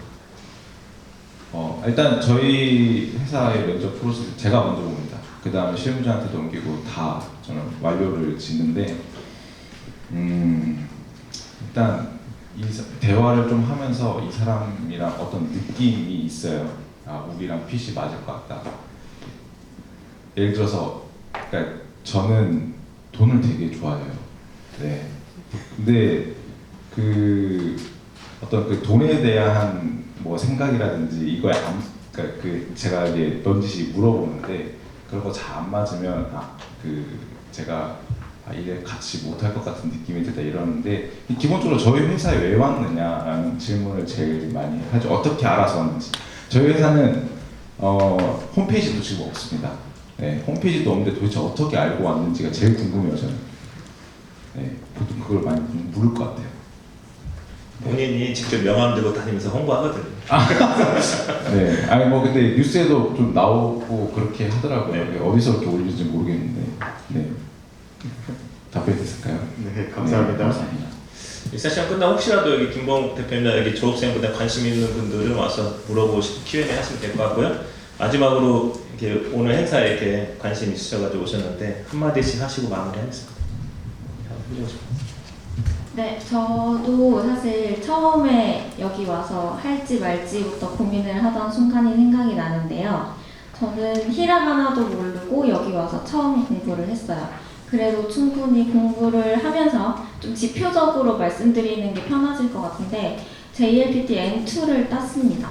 공부를 하면서 히라가나 처음 배워서. 그리고 일본에 가서 일을 하는데 제가 답답하더라고요. 그래서 기술 공부는 혼자 했지만 과외 선생님한테 또 따로 일본어를 배워서 1년 안에 JLPT 1급까지 땄거든요. 사실 지금 얼마나 하는지가 중요한 게 아니고 지금부터 그 다음에 가서도 일하면서도 계속 공부를 얼마나 하는지가 제일 중요한 것 같아요. 제가 카카오를 이직을 할 때도 거의 6개월 이상을 코딩 테스트 준비를 혼자 개별적으로 했어요. 그러니까 지금도 이제 일주일에 한 번씩은 그런 테스트를 제가 시험 삼아 하는데요. 그런 노력이 없다면 사실 계속적으로 발전하는 IT 업계에서 일하는 게 힘들다고 생각하거든요. 지금 비전공자인지 전공자인지 내가 얼만큼 알고 있는지보다 지금부터 얼마나 공부하느냐가 제일 중요하다고 생각하기 때문에 여러분 모두 힘내셔서 하셨으면 좋겠습니다. 감사합니다.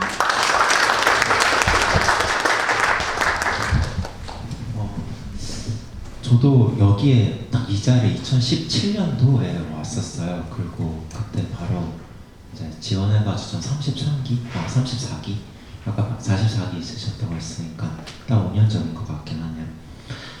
그래서 저도 사실 전 철학과를 나왔습니다. 그래서 전공자도 아니었고 일본어도 말씀드렸던 것처럼 히라가나부터 시작하고 그래가지고 여기 딱 왔을 때 거의 제일 못하는 수준이었던 것 같은데 근데 지금도 기억나. 그때 어떻게든 잘 버티고 갔는데 일본 가서도 물론 IT 개발 잘 하시는 분 있지만은 나도 뭐 상위 10%는 못할지 모르겠도 나도 할 수 있겠다라는 생각이 들었던 게 지금 얼핏 기억이 나는 것 같아요. IT 산업 되게 유망하고 이게 한번 시도해볼 가치가 있는 것 같아요. 혹시 비전공자 있으시면은 그래가지고 그때 어렵긴 어렵기 때문에 쉽게 포기하지 마시고 조금 꾸준히 해본 다음에 네 그러면은 분명히 좋은 결과가 있을 거라 생각이 듭니다. 오늘 너무 감사합니다. 네.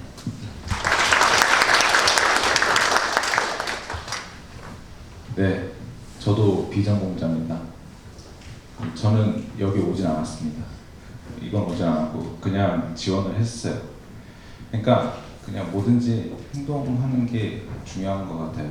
그리고 뭐 앞에서 다 말씀하셨기 때문에 뭐 그거에 대해서는 말씀 안 드리는데 가고 나서 제가 제일 이제 멘탈 붕괴가 왔던 것은 사실 나 정도는 잘하지라는 생각을 했습니다. 근데 좀 연차가 높아지면서 엄청난 분들을 많이 봤어요. 아, 못하겠다라는 생각이 갑자기 들더라고요. 네, 그래서 항상 이제 가서 발전을 할 때 옆에 있는 동기들이랑 볼 필요가 없습니다.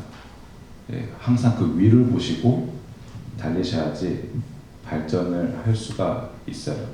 네, 아무튼 다들 일본에 갈 수 있길 바라면서 여기까지 하겠습니다.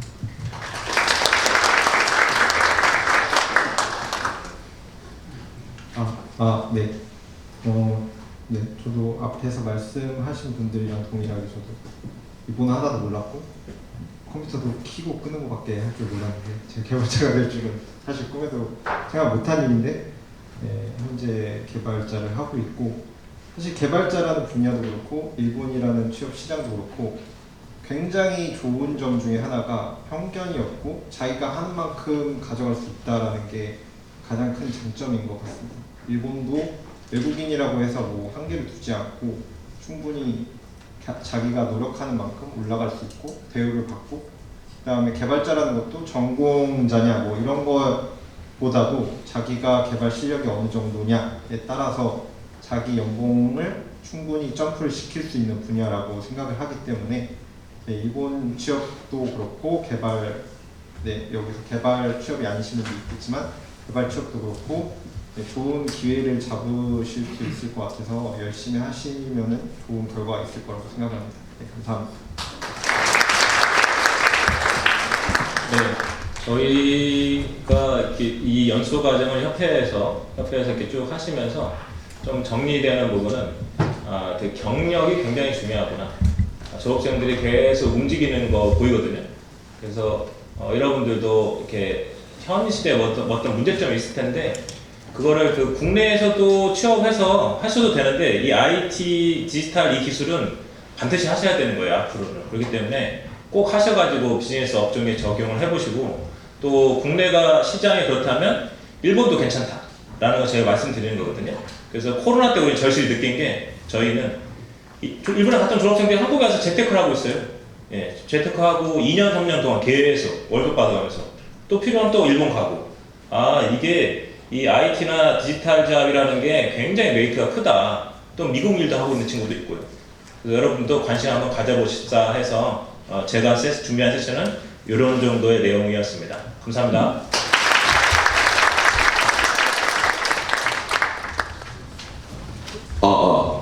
안녕하십니까. 안녕하십니까.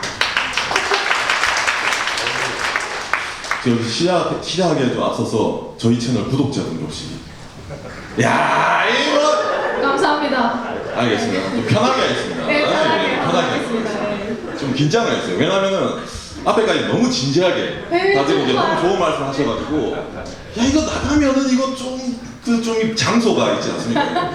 트레이드 더 51층이니까 그래가지고 좀 어떻게 할까 했는데 좀 그런 부분도 가벼운 마음으로 저희는 이제 아까 앞에 나온 얘기보다 좀 더 이제 현실 그다음에 또 이제 경험에 바탕된 얘기 현실적인 질문, 성공을 위한 현실적인 얘기라는 주제로 오늘 50분 동안 진행하도록 하겠습니다. 잘 부탁드립니다. 네. 먼저 자기소개 해야 되죠. 우리를 모르는 분들. 저는 이제 유튜브 박간의 채널을 운영하고 있는 이제 박준식 공명입니다. 예, 방송에서는 오상이라고 얘기하고 있고 나이는 올해 40입니다. 예, 일본 교토대학 경제학부를 졸업하고 일본에서 약 5개 정도 기업을 제가 이직을 하면서 예, 그 후로 이제 유튜브 채널을 시작해가지고 지금 이렇게 이제 방송을 하고 있습니다. 아직까지 구독 안 하신 분들은 오늘 기회에 꼭 구독도 하시고 예, 잘 좀 부탁드립니다. 84년생이시죠? 84년생. 네, 저는 박간의 채널에서 쭈미코로 그 활동하고 있는 반미사라고 합니다. 저도 일본에서 대학 졸업하고 조금 로스쿨 다니다가 그만두고 항공사에서 좀 일하다가 이렇게 그 왠지 모르겠지만 유튜브에서 활동하고 있습니다. 이게 이제 저희가 이제 평소에 유튜브 방송을 할 때는 그냥 일본이라는 내용 전체에 대해서 저희가 다 이야기를 합니다. 네. 왜냐하면 시청자분들 나이대도 다양하시고 그 다음에 목적성 같은 것도 흔히 말하는 이제 가십 아니면 이슈성 내용이 많기 때문에 거기에 대해서 좀 간편하게 이야기하는 편인데 오늘 이제 뭐 여기 참석하신 분들은 어느 정도 확실한 목적을 가지고 계시고 연령층들도 어느 정도 정해졌기 때문에 좀 더 이제 그 타겟에 맞춰가지고 좀 이야기를 해보도록 하겠습니다. 어떤 마음으로 들으면 됩니까? 저희가 오늘 IT 쪽으로 지역을 생각하시는 분들 많을 것 같은데 저희가 문돌이요? 문돌이에요. 문돌이요? 예, 문돌이. 왜 문돌이 사람들의 얘기를 여기서 그렇죠. 어떤 마음으로? 예. 그러니까 저희가 IT에 대해서는 자세하게 모르는데 대신 이제 저희 이제 일본 생활이라든지 일본 현지 그 다음에 사회생활을 어찌 보면 이제 사회인 선배죠. 네, 선배일지 모르겠지만 아무튼 그런 입장에서 특히 이제 외국인 저 같은 경우는 이제 한국 사람이니까 외국인이 일본에 일을 하면서 이러한 일이 있었다.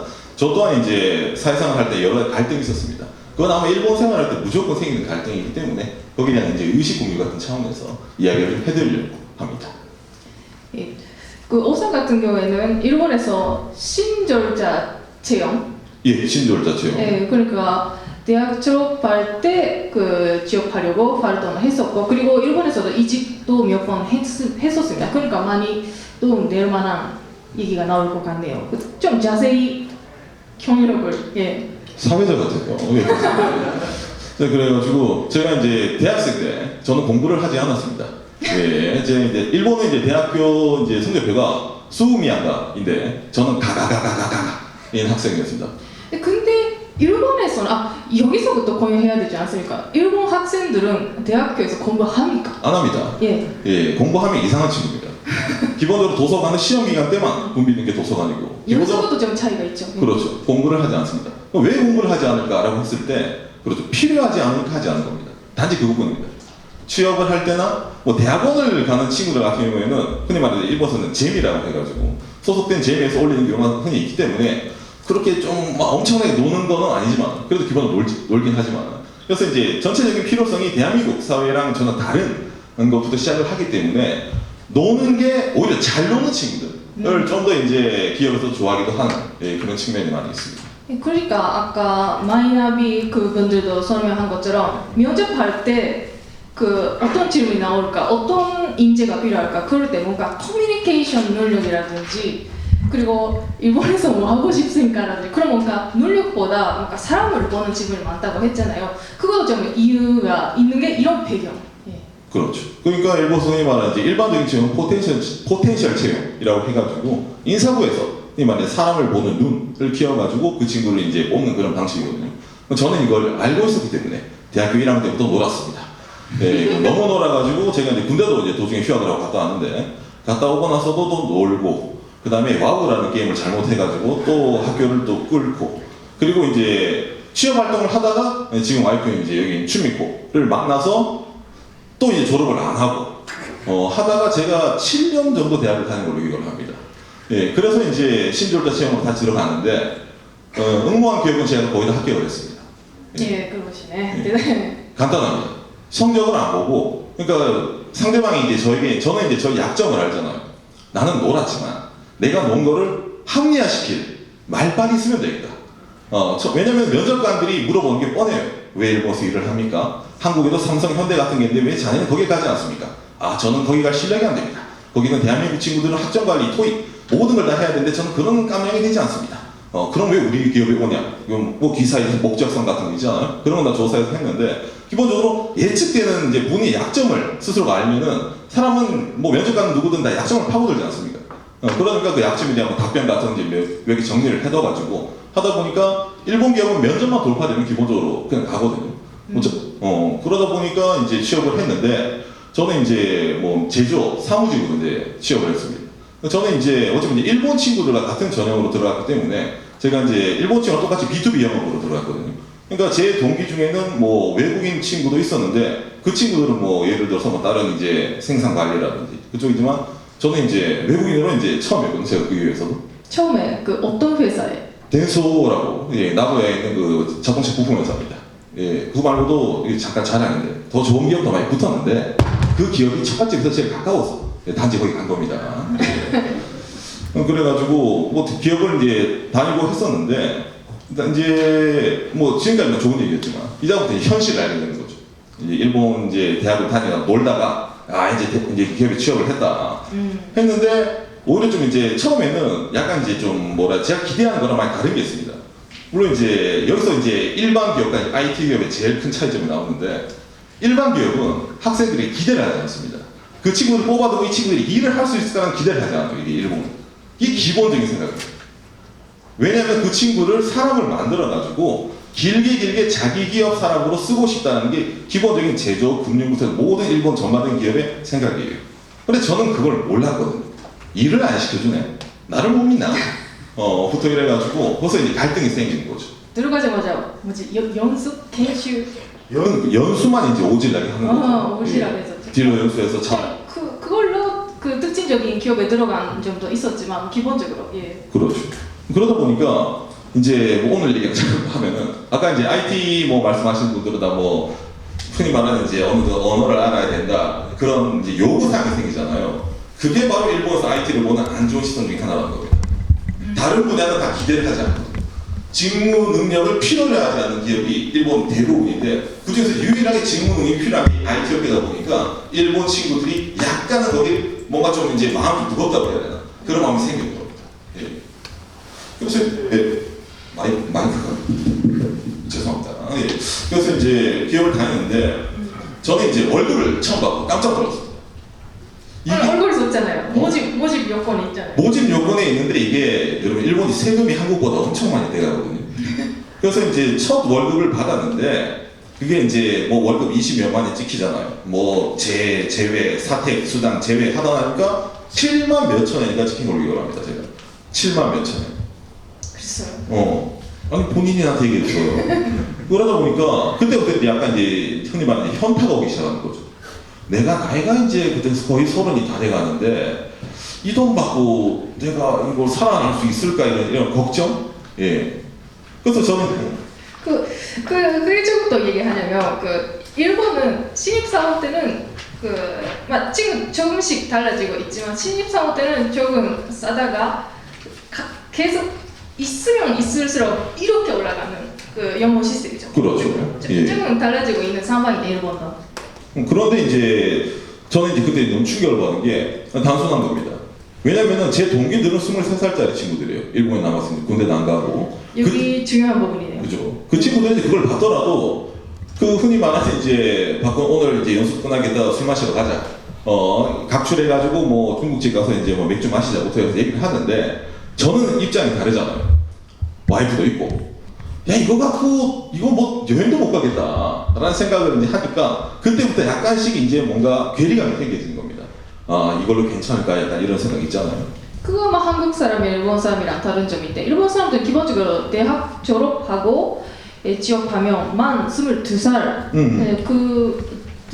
그런 22살인데 특히 한국 남성분들은 군대도 가야 되니까 나이 차이가 많이 있잖아요. 그렇죠. 근데 동기인데 자기보다 나이가 어린 분이랑 월급이 똑같고 그리고 선배분들이 다 나이가 어린 분 그렇죠. 그런 경우도 있고 근데 그런 분들 자기보다 월급이 높고 많죠.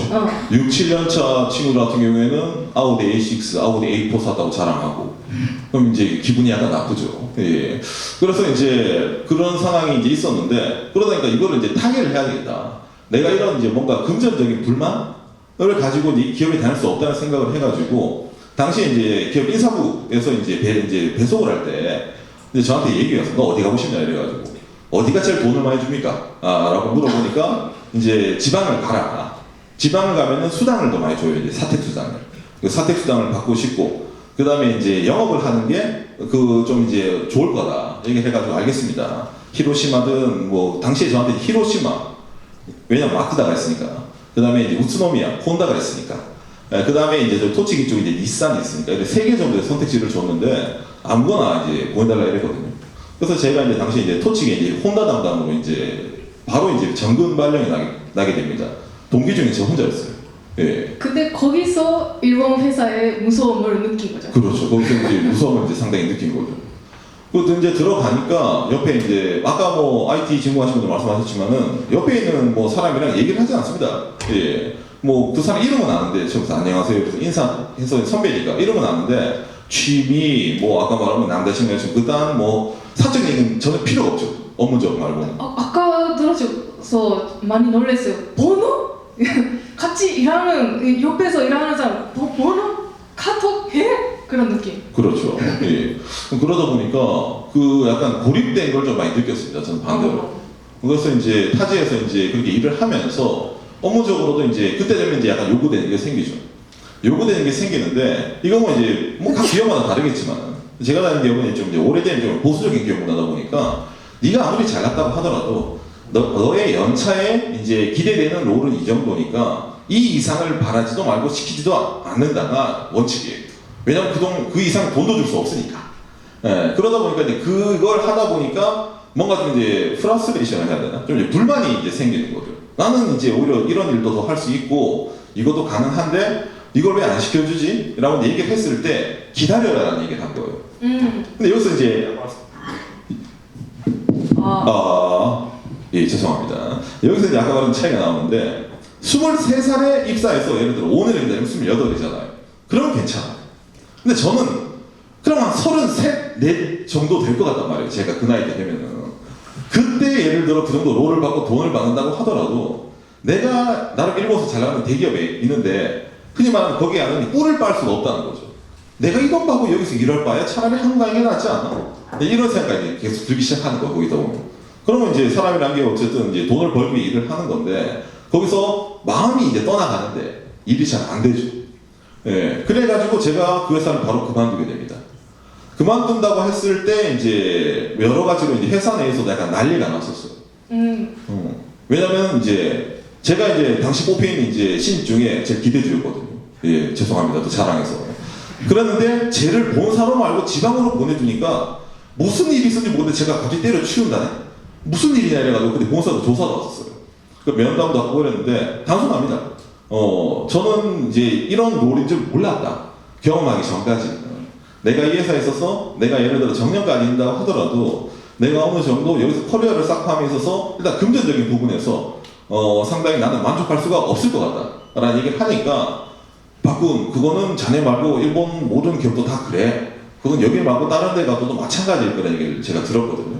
예. 자기가 하고 싶은 일을 하고자 하면 좀 더 있어야 돼. 그렇죠. 뭐 그것도 이제 예를 들어 뭐 자네가 뭐 부장 정도 되면 올라갈 거야 이런 얘기를 많이 들었습니다. 그리고 일본에서 이런 말이 있잖아요. 이시노우에는 뭐 3년. 그렇죠. 돌 위에서도 이제 일본은 3년이 있어야 된다. 무조건 3년은 못 해야 된다. 예, 3년 못 해야 된다. 예, 근데 제가 1년 반 정도 못 했거든요. 예, 그리고 이제 바로 런을 하게 됩니다.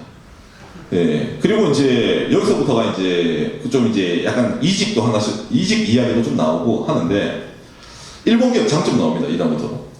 제가 이제 이 다음에 이제 LG화학에 이제 일본 지사로 들어가게 됩니다. 얘기가 와가지고. 저는 이제 거기 딱 들어가고 나서 이제 생각이 났어요. 내가 보기 겨웠구나. 한국 회사의 이 업무 강도, 예, 특히 이제 LG 같은 경우에는 이제 사람을 이제 갈거든요. 예, 저는 정말 매일매일 이제 밤 12시에 이제 집에 갔기 때문에 그 사람을 이제 갈면서 요구하는 건 엄청 많아요. 이게 또 이제 반대였습니다. 제가 느끼기에는. 일본 기업은 일을 안 시켜서 문제였는데 여기는 일을 너무 많이 시켜요. 너는 이것도 되지, 이것도 되지, 이것도 할 수 있겠지. 이걸 너에게 권한을 줄게. 네가 해봐라. 물론 돈은 그렇게 많이 안 줍니다. 예. 그러다 보니까 약간 좀 뭐라 해야 되나, 이런 것도 있구나. 이게 한국 스타일인가? 거기다가 또 이제 스피드가 빠르잖아요. 대한민국은. 빨리 진행을 되면서 거기다 이제 빠른 피드백을 원합니다. 메일도 이제 일본 같은 경우에는 뭐 웬만하면 메일로 연락을 하는데 한국 바로 전화잖아요. 예, 전화가 바로 이거 엄청난 차이가 있네요. 그렇죠. 예. 일본 웬만하면 전화 안 겁니다. 예. 그렇기 때문에 전화로 바로 이제 오면서 전화통은 불은 나고 그 다음에 막 연락 오고 그 다음에 회의 같은 것도 상당히 많이 들어가고 그러니까 업무적으로 상당히 이제 과중이 된다고 해야 되나? 예, 한국 기업에 있을 때. 그래서 이제 제가 거기서 일을 하면서 원래는 한국에 유턴을 하려고 제가 그 기업에 들어가거든요. 트윈타워 들어가려고. 얘기도 왔었는데 제가 거절했습니다. 저는 못 버틸 것 같습니다. 그래가지고 또 그 회사를 다니다가 또 이직을 하게 됩니다. 예. 죄송합니다. 이 마이크가 계속 끊겨가지고. 바꿀까요? 그게 오늘 중요한 감사합니다. 스미마셍이라고 한국말 하다가 일본 하다가 죄송합니다. 근데 여기서 중요한 게 일본에서 신졸자 지원, 신卒採用도 경험하고 그리고 일본에서 이직도 많이 하셨잖아요. 예. 그러니까 어떻게 하셨어요? 그게 아주 도움이 될 것 같습니다. 그런 얘기. 아, 일본에서 이직할 때. 맞아. 어떻게 해요? 어떻게밖에 안 나오는 거? 그러니까 저는 이제 일본 유학을 했던 사람이기 때문에, 그러니까 상대방이 나를 볼 때 제 이름이나 그걸 보고 이제 저를 이제 한국인, 외국인으로 이제 취업을 하지만은 기본적인 전형은 저는 일본 친구들이랑 똑같이 경쟁을 붙고 했었습니다. 항상 그런 생각이었죠. 그 대학 졸업할 때도 그렇고. 그렇죠. 일본인 친구랑 싸워야 된다. 그렇죠. 경쟁자는 이제 일본 친구들이기 때문에 항상 그런 식으로 이직할 때도 일본 이직 사이트라든지 아니면 뭐 스카우터를 이용을 해가지고 다 했던 걸로 기억을 합니다. 그러니까 외국인분 전용 사이트라든지 그런 회사에서 이직을 부탁한다. 그런 게 아니라? 그렇죠. 예, 다 그런 식으로 했었습니다. 당시에는 이제 뭐 일본에서 외국인 뭐 취업이 이제 막 이제 약간 싹을 틀 그런 이제 시즌이었기 때문에 수요도 많이 없었고 있다고 하더라도 기본적으로 중국 친구들 많이 있었기 때문에 한국 사람 거기다가 저는 아까 말했던 문과고 거기다가 사무직 종합직이기 때문에 여기에 대한 니드는 적죠. 한국 사람일 필요는 없다는 거죠. 한국어를 쓰지 않는 한 그 회사에서 제가 모든 업무는 한국어를 쓴 적이 없기 때문에 그렇기 때문에 거기서 이제 이직을 할 때도 항상 그런 목표로 무조건 이제 그러니까 느낀 거예요. 아까 말한 이제 뭐 LG를 다니던 덴소를 다니던 느낀 거는 이제 내가 만족을 이제 한 2개 정도 다니다 보니까 내가 이런 거는 좋아하는데 이런 걸 싫어한다는 게 좀 스스로가 이제 찾아지는 겁니다. 저는 다다익선입니다. 예, 저는 일본어를 잘하면 잘할수록 좋다고 생각합니다. 그건 그렇죠. 그게 다른 외국인과의 차별화가 되니까요. 저 친구는 외국 사원이 아니라 일본인 사원이구나라고 생각되는 게 상대방에게 상당히 중요합니다. 저는. 왜냐면 같은 외국인이면 저 친구는 어차피 몇 년 후에 자기 나라로 갈 건데 내가 쟤를 키워줄 필요가 없겠지. 그러니까 그냥 능력만 쓰고 노동력으로 그렇죠. 보고. 근데 내가 예를 들어 그냥 일본에 살 생각이 아니더라도 영주를 할 생각이 아니더라도 일본어를 잘해요. 그럼 얘는 키워두면은 내가 얘를 승진을 시키든지 하더라도 얘는 쓸만한 애네. 얘를 키워줄 필요가 있겠구나라는 니즈를 만들어내요. 상대방에게. 착각을 만들어내는 거죠. 그런 점에서 저는 일본어를 배우고 어느 정도 한다는 거, 노력하는 것 자체가 상당히 큰 어필이 된다고 생각하기 때문에 저는 머스트라고 생각됩니다. 할 수 있으면 하는 게 좋다. 할 수 있으면 하는 게 좋다가 아니라 당연히 해야 된다고. 당연히 해야 된다고. 근데 그거는 그 취업을 생각할 때뿐만이 아니라 생활할 때도 그렇죠. 그 일본에서 취업한다라는 건 일본어로 생활하고 그게 자기 인생을 몇 년 동안 거기서 산다는 거잖아요. 그렇죠. 그걸 행복하게 살기 위해서 언어가 잘 되면 더 좋은 거죠. 그런 부분에 대해서 어떻습니까? 그러니까 회사에서 일을 한다 하더라도 뭐 하루 10시간 뭐 길어야 10시간 이렇게 일을 하지 않습니까? 나머지는 그 흔히 말하는 이제 본인 사생활 아닙니까? 그 사생활이 그냥 이제 일본어가 안 되면 예를 들어서 뭐 바깥 유튜브를 본다라든지 아니면 뭐 다른 이제 여가 생활을 보는 것도 나쁘지 않지만은 그래도 가능하면 현지에 있으면은 현지에서 느낄 수 있는 거를 활용하는 게 좋지 않습니까? 그런 과정에 언어라는 게 장벽이 되면은 상당히 껄끄럽지 않습니까? 그 같은 시간 자체가 낭비가 될 수 있다는 거죠. 그렇기 때문에 거기서 취업을 한다는 것은 그 나라에 가서 살아야 된다는 거고 그 나라의 문화에 어느 정도 적응을 해야 된다는 거고 로마에 가면 로마의 법을 따르듯이 일본에 가면 어차피 일본의 법을 따라야 되는데 일본 사람들의 생활 양식, 일본 사람들의 뭐 스타일, 그 다음에 뭐 전체로 전화를 받지 않는 이런 사소한 것까지 여러 가지 문화가 한국이랑 정말 많이 다릅니다. 네, 그렇기 때문에 그게 오히려 알면은 해보고 이거 나랑 안 맞겠다. 그럼 유턴하는 선택지가 하나 생기는 거고 오히려 이게 더 낫네. 이쪽이 나에게 더 맞는 것 같아. 이러면은 영주란 일본 속에서 산다는 어쩌면 선택지가 하나 더 생기는 거잖아요. 그렇기 때문에 저는 인생에 있어서 다양한 선택지를 좀 더 많이 갖추고 있는 쪽이 유리하다고 생각하거든요. 내가 이거밖에 없으면 매달리게 되잖아요. 뭐 사람이 절실하면 좋겠지만은 너무 절실하다 보면 주변에 안 보이잖아요. 그렇기 때문에 항상 나는 여러 가지 패가 있어라는 그런 마음적인 심적인 여유, 그 패를 늘리기 위해서 하나의 수단으로 언어라든지 아니면 그 다음에 문화를 좀 더 배운다든지 그런 게 상당히 더 좀 마인드셋에서 중요하다고 느낍니다. 그러니까 취업을 한다 그 자체를 보면 엄청나게 일본어 잘하면 못한다 그런 거 아니지만 취업하고 승진하고 싶다라든지 좀 더 행복하게 살고 싶다 그렇게 생각할 때는 그 언어 실력이 많이 있는 게 당연히 좋죠 나는. 그렇죠. 예, 주민표가 정리를 잘합니다. 그래가지고 그 이제 이렇게 얘기를 하는데 제가 이제 오늘 사실은 좀 이제 그 뭐라 저희 방송에서 제가 얘기하는데 저는 이제 일본 IT 취업에서 저도 이제 상당히 많은 선입견을 갖고 있는 사람입니다. 저희 구독자들은 아실 겁니다. 제가 어떤 식으로 표현을 하는지. 오늘은 이제 이 장면 표현을 약간 좀 이제 완화해서 제가 얘기를 하는 편인데 이 업계 자체부터 해서 이제 저는 이제 제조업, 그 다음 벤처, 그 다음에 이쪽에만 있다 보니까 다른 업계 사람들이랑 얘기할 경우가 가끔 있습니다. 특히 제조업 나에서도 IT 부분이 있어요. 저도 이제 그 친구들이랑 얘기도 많이 하고 나누는데 일본에 있으면서 이 커리어 시작에서 상당히 중요한 게 어떤 식으로 첫 단추를 깨느냐가 상당히 중요한 나라입니다. 맞아요. 그 얘기는 해야 그렇죠. 되네. 그래서 정사원, 일본에서 이제 일하는 형태 정사원 비정규직 파견이 있는데 가능하면이 아니라 뭐 최대한 정사원으로 시작하는 걸 제일 추천드립니다. 왜냐하면 그 조건도 많이 달라요. 복리후생이라든지 그렇죠. 복리후생. 달라질 회사도 있습니다. 뭐 쉽게 따지면 복리후생이 다르고 보너스도 다르고 보너스도 다르고 사회적으로 따지면은 흔히 말하는 론이 나오는 거, 융자가 나오는 것도 다르고 인식도 다르고 많이 다르기 때문에 특히 일본은 특히 그렇습니다. 정사원이라는 개념이 엄청나게 크게 존재합니다. 크게 일하면서 정사원분이랑 계약직 그 비정규직 분이랑 그렇게 하는 일은 다른 게 없다. 그렇죠. 그런데 그 계약이 다르다 보니까 받을 수 있는 연봉도 다르고 그렇게 될 때도 있기 때문에 잘 생각해 봐야 될 것 같습니다. 그렇죠. 그렇기 때문에 거기에 대해서 좀 이제 그러니까 이게 뭐 그렇지 않은 사람들도 분명히 있습니다. 있습니다. 그런데 저는 100명이면 99명이 해당되는 얘기를 하는 겁니다. 저희 회사에도 있었어요. 파견의 왕이라 이래가지고 그 IT 기업에서 온 친구인데 파견 IT 친구인데 이 친구가 영어도 잘해요. 그 다음에 너무 잘하다가 저희 회사는 애플이랑 구글이랑 같이 일을 했거든요. 거기서 항상 미팅에 유일하게 들은 친구였습니다. 그래서 회사에서 그 친구에게 넌 정사원이 되라라고 얘기를 했었어요. 근데 그 친구 한마디로 저는 자유로운 영혼이에요. 그러면서 파견을 한다고 하더라고요. 대신 파견 중에 제일 많은 월급을 받아갔습니다. 근데 그 친구가 저희 회사에는 420명 정도의 파견 중에 유일한 한 명입니다. 그 친구 말고는 다 흔히 말하는 그냥 나왔다가 물갈이하는 친구들이에요. 그렇기 때문에 그런 우수한 얘도 있지만 그거를 너무 각광시키기에는 나머지 419명이 불쌍하잖아요.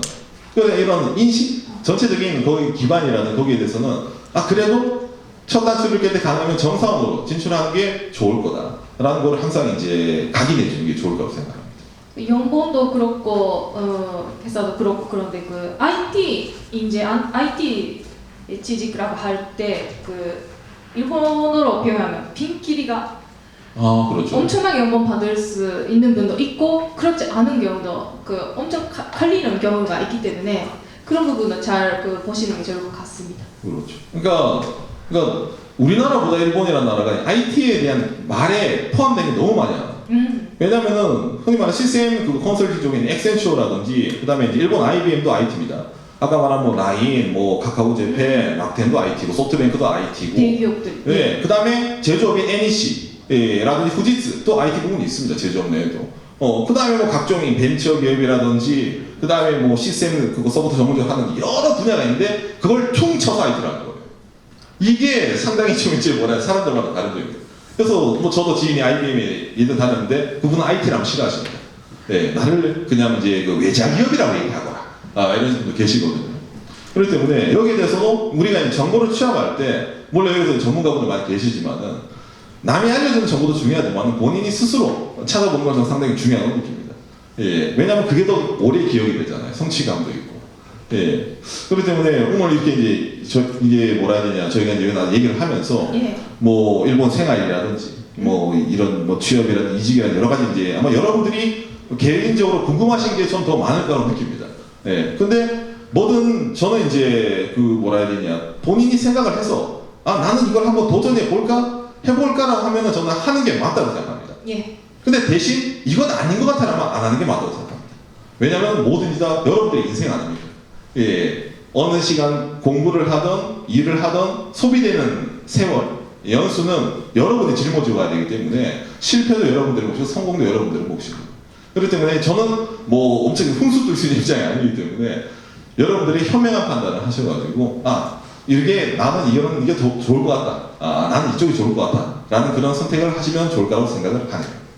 예, 오늘은 여러분들이 좀 더 일본 취업할 때 구체적으로 그 이미지 할 수 있게 이 얘기 해봤습니다. 참고가 되었으면 좋겠네요. 좀 더 얘기 듣고 싶다 그러면 박간의 채널에서 여러 가지 얘기하고 있기 때문에 생방송에 많이 오시기 바랍니다. 네, 봐주시기 바랍니다. 감사합니다. 감사합니다.